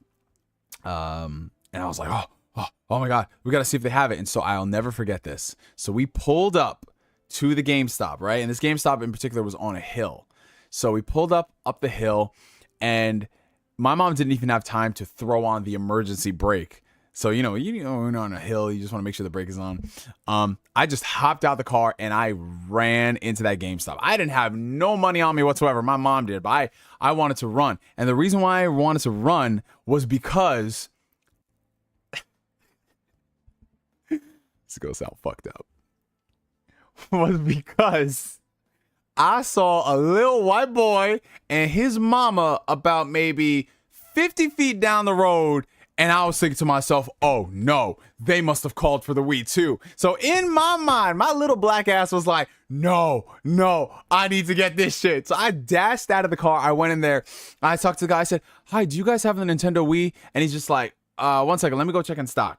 Right, so he goes in stock and I'm just sitting there. And then all I hear behind me is, doo-doo. And I just turn and I'm just like, okay, it's my mom. It's fine. All right, whatever, right? So because I hoped and prayed that like that kid somehow didn't, like, I was thinking the worst, like, oh, maybe he has it in with this guy and he like forwarded him $50 over the phone so he could keep the Wii for him. I was bugging the fuck out, bro. And so the guy goes in the back and then he comes out and I see like his back is turned when he comes out, right? Because he had to lock the door.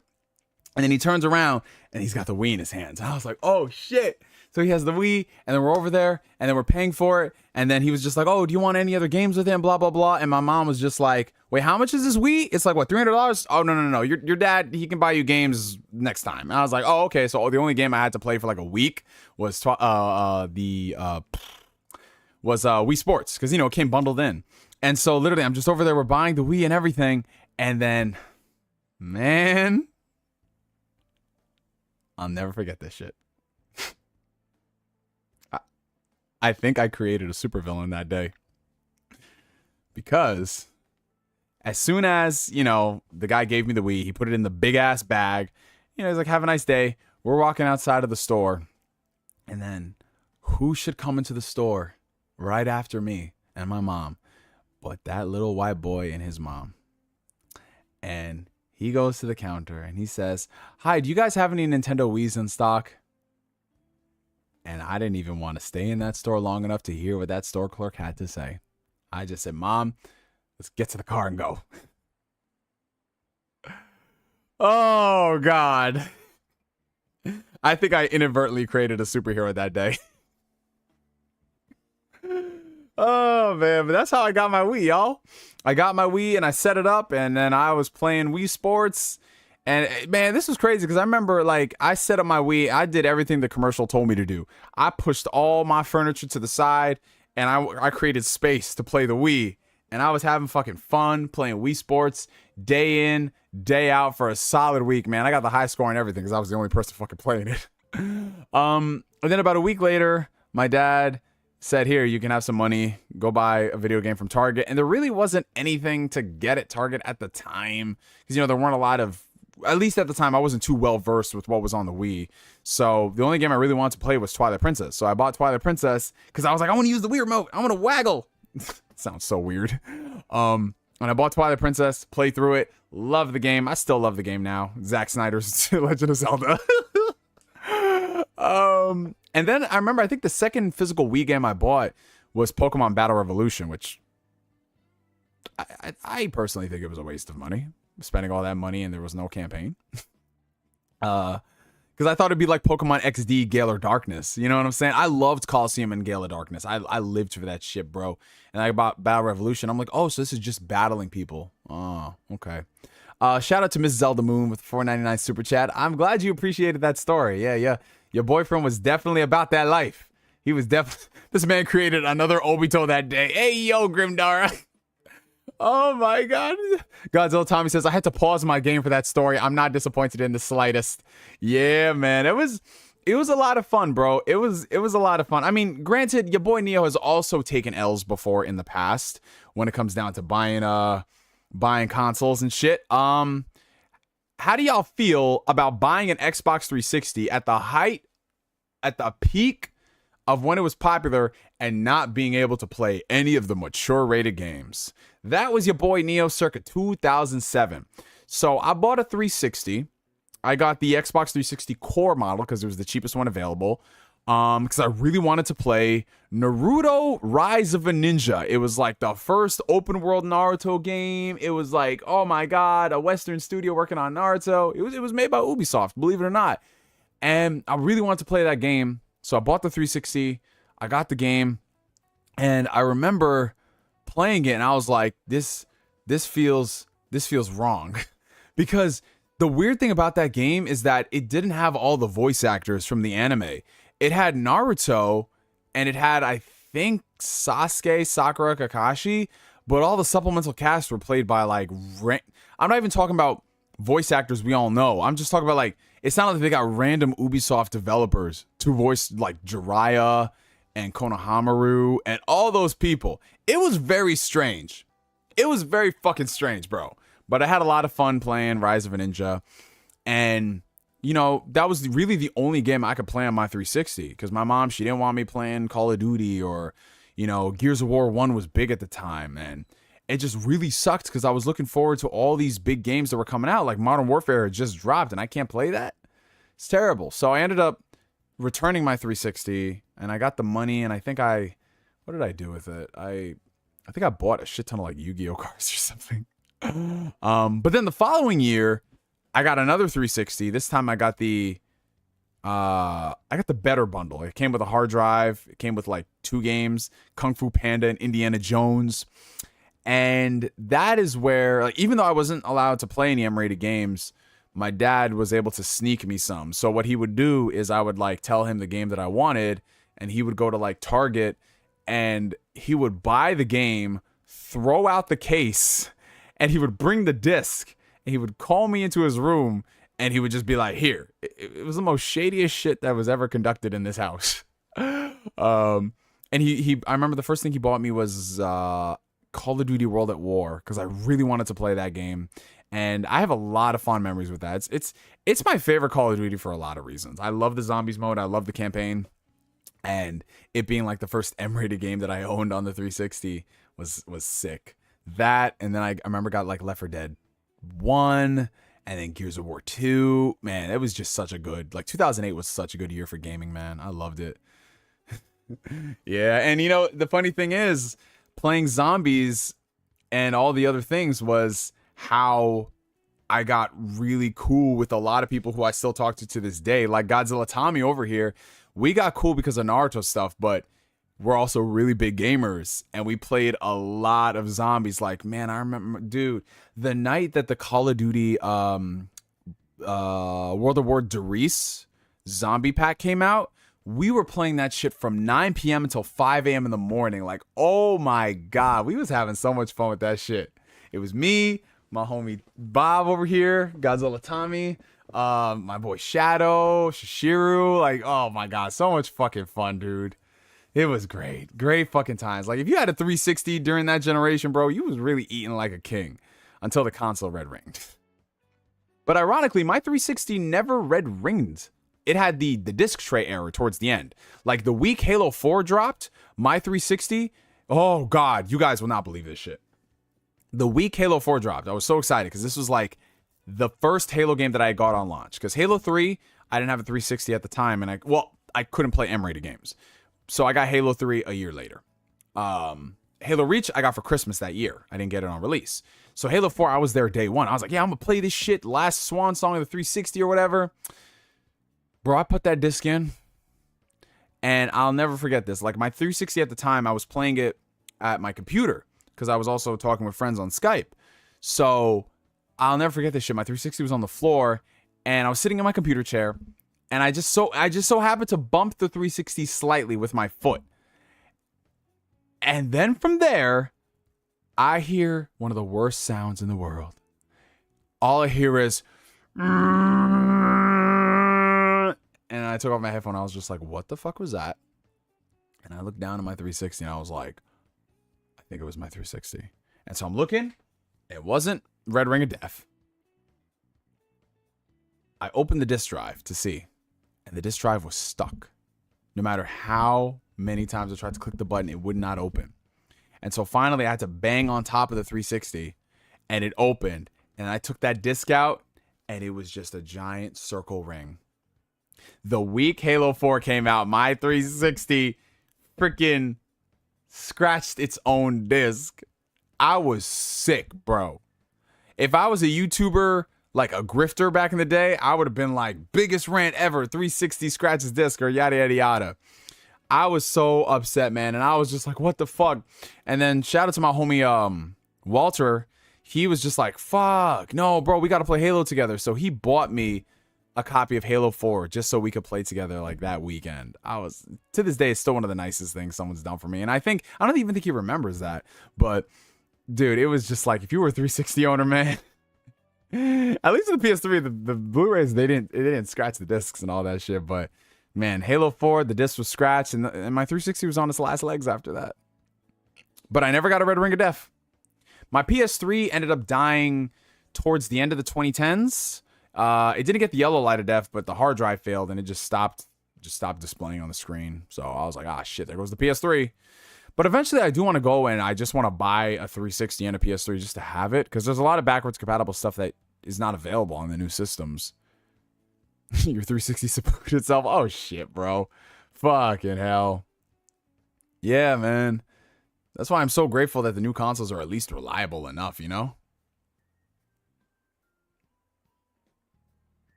My Wii, I didn't have any problems with the Wii. Not that I can recall anyways. My Wii was fine. My 360 had the disc scratching issue. PS3, no issues until like the late 2010s. And at that point, I was like, okay, well, I had the PS3 for 10 years, so, you know, it's whatever. But yeah, no, I didn't have any 360 issues where I had to send the system back to Microsoft. None of that stuff. Yeah, Grimdara, there is something very nostalgic about going back and playing through that generation of games. There was so much creativity. So much creativity, so many different franchises, so many different studios working on multiple things. And mind you, there's a reason why a lot of those studios can't do that same output, because the games are bigger and more grandiose, and you know, every game has to have that impact these days. But man, there was just something so novel about, like, dude, the jump from Uncharted 1 to Uncharted 2, or Mass Effect 1 to Mass Effect 2, and then the introduction of like Xbox Live Arcade and, you know, the PS3 games like Pain. Do you guys remember that game on PS3, Pain? Oh my God, it was so much fun. They got to bring that back. And games like Fat Princess. Good fucking times, dude. But yeah, I would definitely, like, if I had a PS3 and 360 now, it'd be purely just to play physical games, because I don't want to go and use especially the PSN store on the PS3. It's so slow, dude. It's so fucking slow. JFam says, I brought my Wii to school during the last few days, I think in either sophomore or junior year. The idiots I entrusted it to broke it. Oh, fuck. That's terrible, bro. That's why I would never bring actual consoles to places, because the risk that you run from idiots breaking it for whatever reason, especially if they were wired controllers. Oh, hell no, dude. But you would think that with the Wii, it's like a little tiny box. Just keep it stationary. Don't do anything. And somehow people find a way. Yeah, but I do want to go back and just buy a 360 and just play Naruto the Broken Bond. Even though I've already beat the game, I got most of the achievements. I don't... Like, there's just something so novel about playing some of those games at their bad frame rates and resolutions. Oh, they tried to force discs? Like, bro, stop it. I hate when people do that shit. I personally vastly prefer the 6th gen consoles over the 7th gen. No, the 6th gen was really good too. Especially if you own the PS2 and the GameCube. And no, they were all great systems, honestly. But to me, the 7th generation, just like, oh man, like Mass Effect and, dude, just Mass Effect in general. Mass Effect in general, what they did with that second game, bro. Holy shit. Like, I still remember, because I bought Mass Effect 2 on a whim. I was not a Mass Effect fan before the second game.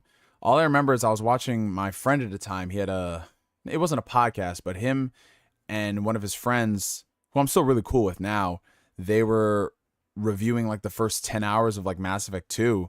And I remember watching that on my PS3 before I went to school that day. Because, you know, this is before we had like, because I didn't have like a laptop, or at the time I didn't have a desktop that could connect to the internet. So whenever I made YouTube videos, I would edit it on my computer, and then I would go to like the family computer downstairs and I would just upload it. But I remember watching his video while I was getting ready for school, and he was talking about this game Mass Effect 2, and he's like, yeah, it's really dope and blah, blah, blah. And I was like, all right, fuck it. So I went to Target that night and I bought Mass Effect 2, and my life has never been the same since. It's improved so much. They got the interns to voice some characters, put respect on their names. Acebreaker, if you know those interns' names, then by all means, put respect on them, my brother. For all we know, you impregnated one or two of them. Dude, yeah, Broken Bond was the shit, man. Naruto the Broken Bond was great. I remember I was that dude at the time that was saying like, yeah, Storm is a cool game, but all it really has is graphics. Broken Bond is the better Naruto playing experience, and it is to this day. Sure, it's not the prettiest game by comparison, but man, they had a lot more going for it with its campaign. Get over it, Naruto. He's gone. Yep, yes, sir. That Uzumaki Chronicles life. Yeah, no, Broken Bond. Let me go. Let's check eBay real quick, and let's see how much Broken Bond is going for. And if you guys are enjoying the stream, make sure you hit that like button. Helps out the channel tremendously. Because I had a copy of Broken Bond, but I think, unfortunately, I let...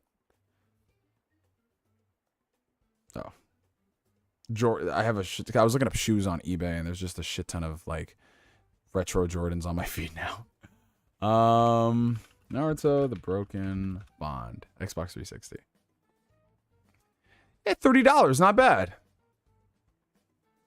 Now let's see what it was sold at, because you always want to do that. You never want to just look at the price of what it's going for. Look at what it's sold for, which is, I forgot how to do this. It's been a while since I've been on eBay. Where was this option? Hold on.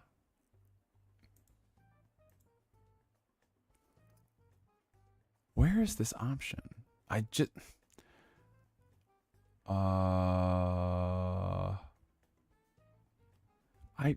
Advanced? Where? I forgot. Okay, so on eBay, do you guys remember how you can put it to see what something is sold for?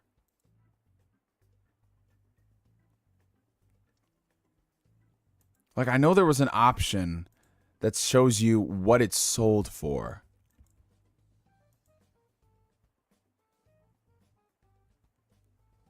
Where did that go?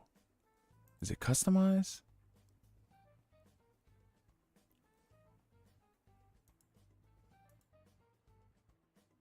I'm bugging. Where was it? Bottom left? All right, Guzman says bottom left.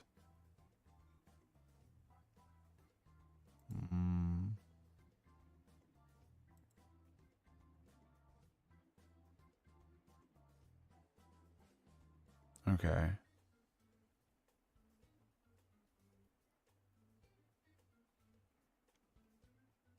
Okay. I think I found it.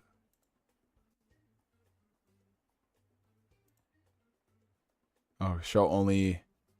Show only. Okay. Oh, okay. I found it, Guzman. Thank you so much, bro. Thank you. Thank you. Thank you. All right, cool. So yeah, if you're looking to buy Naruto The Broken Bond, complete in box, you're looking at around anywhere from like $30 to $40, which is not bad at all. That is not bad. You could buy the disc itself for like $30, buy it in box for $40. Yeah, I could see that. Oh, I appreciate that, Guzman. Thank you, bro. That's not bad at all. $40 for a game that came out like 15 years ago. That's good. Let's see what an Xbox 360 console goes for. I kind of want to do like Facebook Marketplace or something like that. Craigslist to get like a really good deal on a 360.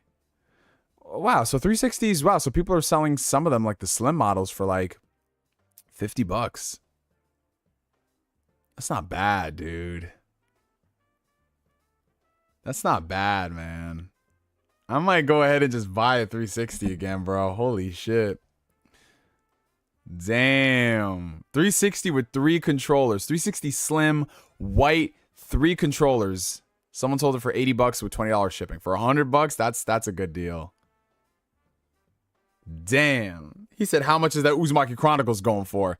Well, let's see. Let's see if anyone has sold a Naruto Uzumaki Chronicles in the past, like, couple years. Naruto Uzumaki Chronicles PS2. Somebody just sold it for, like, $6. Someone sold the sequel for, like, $17. Yeah, so there you go, Jason. If you want to go ahead and buy Uzumaki Chronicles, fuck nigga. Oh, man. Jason will never let me live that down. That's what he keeps referencing every fucking time I bring up a Naruto game. Yeah, so Uzumaki Chronicles. Hey, what's up, Jay Ransom? What's up, Neo? You got 5 days left. How goes Final Fantasy 16? Well, I'm halfway through Final Fantasy 16, so that will definitely be done by the next Ask Neo. Jedi Survivor, I'm going to have to take an L on that one. That one, unfortunately, will not be done by Tuesday, but Final Fantasy 16 will definitely be done by Tuesday. What's up, Jonathan? Have you played Future Redeemed yet, Neo? No, I haven't. I still, like I said, I still have to work through a couple other games before I dive back to Xenoblade, but it's on the list, man. It's just too many fucking good games that came out. And I know Future Redeemed is awesome. Yeah,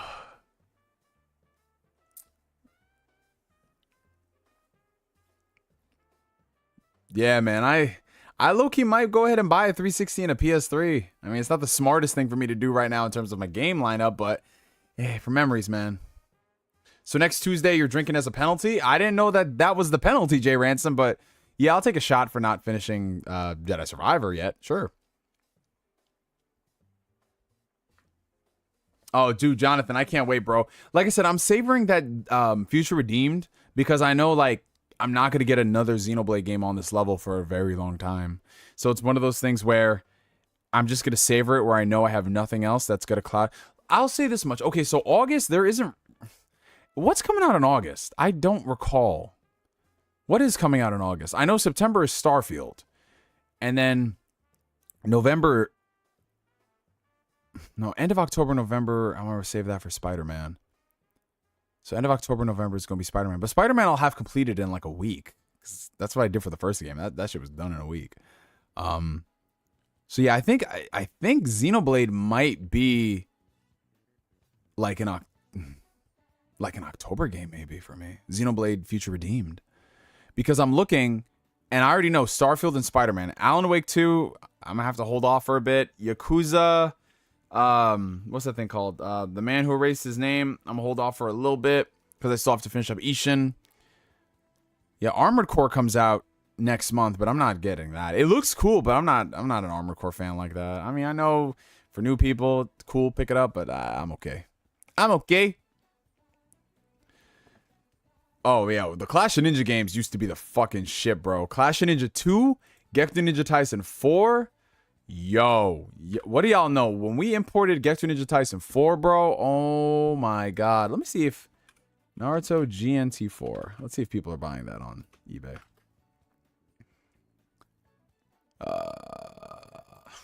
No exact matches found for Naruto GNT4. Gekto Ninja Tyson 4. There we go. It's going for... Okay, let's do... Sold items. Gekto Ninja Tyson 4, wow. It's going for like $10, $16, $20. That's not bad. I mean, obviously it is an import game of a you know, it's a niche anime title. But that's not bad, man. GNT4. Oh, somebody's got like all 4 of the games for $50. GNT 1, 2, 3, and 4. I might buy that. I might buy that. Even though I have GNT 4 already and I don't need the other 3, that would be nice to have in the collection. This is so fucking nostalgic, man. Naruto GNT4. I remember I think I paid like $60 to import it back in the day. That's how I met Chris. Him doing YouTube videos on playing Japanese Wii Naruto games. Yup, that's how we met, bro. That is how we met back in the days.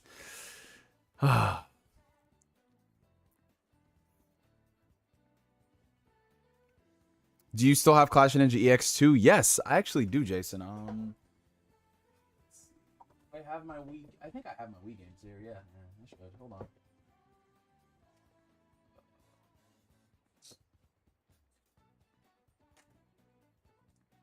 Yeah, here it is. Here it is. I want to say this. I think this is the last. This is the last anime game I imported. Naruto. Oh, sorry. Jesus, I'm just dropping or bumping into everything today. Naruto Gekto Ninja Tyson EX2. I remember this was the longest week or 2 weeks I had to wait for shipping. Every single day when I was in class, I was like, I hope the game's there. I hope the game's there. I hope the game's there. And then when it finally arrived and I had my freeloader, dude, fucking memories. This is before Revolution 2 came out. So I had this in 2008. And I preferred this over Revolution 2. Dude, oh my god, using the hand signs for the Wii Remote. I remember at first I was that person that did play the Naruto game using the Wii Remote. And then I was like, I need a GameCube controller. It was fun doing the hand signs. I'm not going front. Tatsunoko versus Capcom 2. Yep. Yeah, it was like 2. It might have been 3 weeks. It might just be my memory, Godzilla Tommy. It might be. But yeah, that was good. And then ever since then, I imported a few games. Of course, I imported some Switch titles like Dragon Quest 1 and 2. No, the first 3 Dragon Quest games I imported on the Switch. I imported the Phoenix Wright games. Technically speaking, I did import Live Alive because it was $20. I might import Ghost Trick Detective because that doesn't have a physical copy, I think, in the States. So I might get that on the Switch physically. And depending, because the new Yakuza game, unfortunately, is not going to be localized in the West for the physical release. It's just going to be digital. So if the Japanese version has English audio, I will import that. Because I have every single Yakuza game in my collection except for Like a Dragon. I need to get that physically. But I mean, it's like one of the things where it's like, all right, I'll get it. When it's $5, I'll just buy it, just have it on the shelf. But I have like literally every other game in the collection. Final Fantasy 16 is a pretty solid game. I've got some gripes with it in terms of like the side quests not being great and the combat not being as in depth as I'd want it to from an RPG standpoint. But overall, it's a pretty damn good game. Again, I'll see what happens like once I finish it and see how everything stews over in my mind. But I am looking at the clock right now, you guys, and we are coming up on a little past 9:30, which means we've been streaming Ask Neo for 2 hours. Jesus Christ. That is crazy, guys, but it looks like we do got to wrap it up for the evening. I want to thank y'all so much for coming through to Ask Neo. Thank you guys so much. Like, just as always, you know, it is a privilege, a pleasure, and an honor to be in y'all's company, in your graces. Thank you guys so much for coming through. Thank you guys so much for liking the stream, for sharing the stream out, for all the super chats, for all the channel memberships, all that good stuff. Before we go, we do have to do something that is a custom to Ask Neo that unfortunately I am not prepared for. That is a hydration check because your boy already finished 16.9 fluid ounces of water throughout the stream. So I got to go ahead and get me some more water. So before that, I will be right back. Do not worry. Right back, y'all.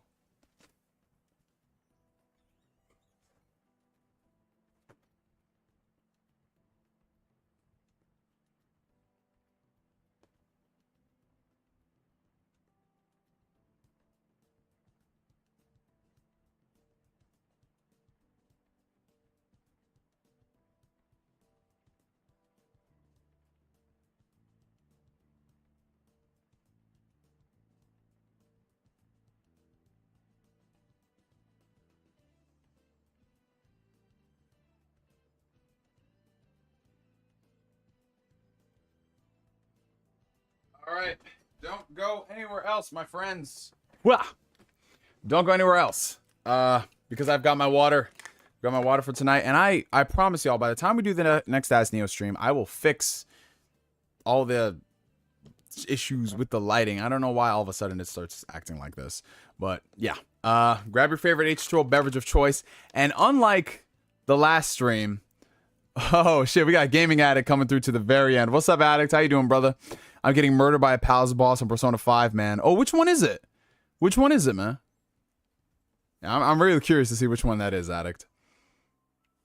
But yeah, but before we go, and unfortunately, I'm not going to make the same mistake as last time and open my big fat mouth and say, yeah, if somebody donates $20, I'll finish this entire bottle of whiskey on camera, because I know how y'all motherfuckers be with your deep pockets. Someone's going to say, oh, $20 to finish the rest of that whiskey bottle? Make it 40.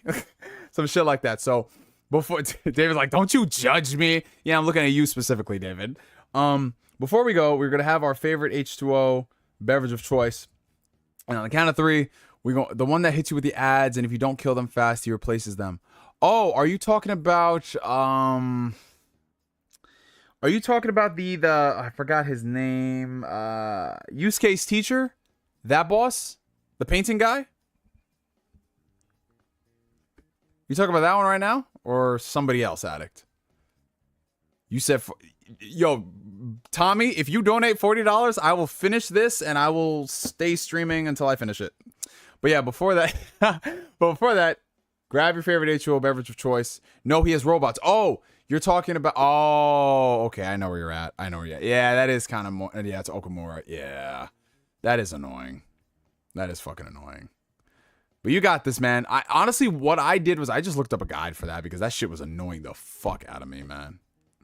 Yeah, Essentia is my personal favorite TX bounty. Essentia is my favorite. I love that shit.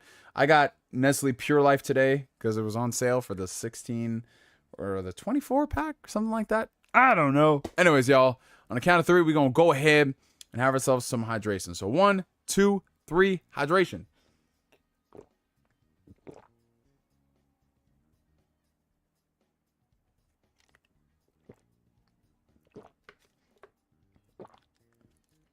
That was actually pretty damn good. All right. So, thank you guys so much, as always, for just everything that y'all do, for the people that you are, for the people who you strive to be on a daily basis. And yeah, as always, enjoy your mornings, your evenings, your afternoons, your nights, whatever time zone it may be right now. Shout out to everybody for coming through. If you haven't hit the like button, make sure you hit that shit. Helps out the channel tremendously. And yeah, from me to you for now, my name is NGS signing out. And like always, my friends, like always, I will catch you guys later. Peace out, y'all. Have a good one.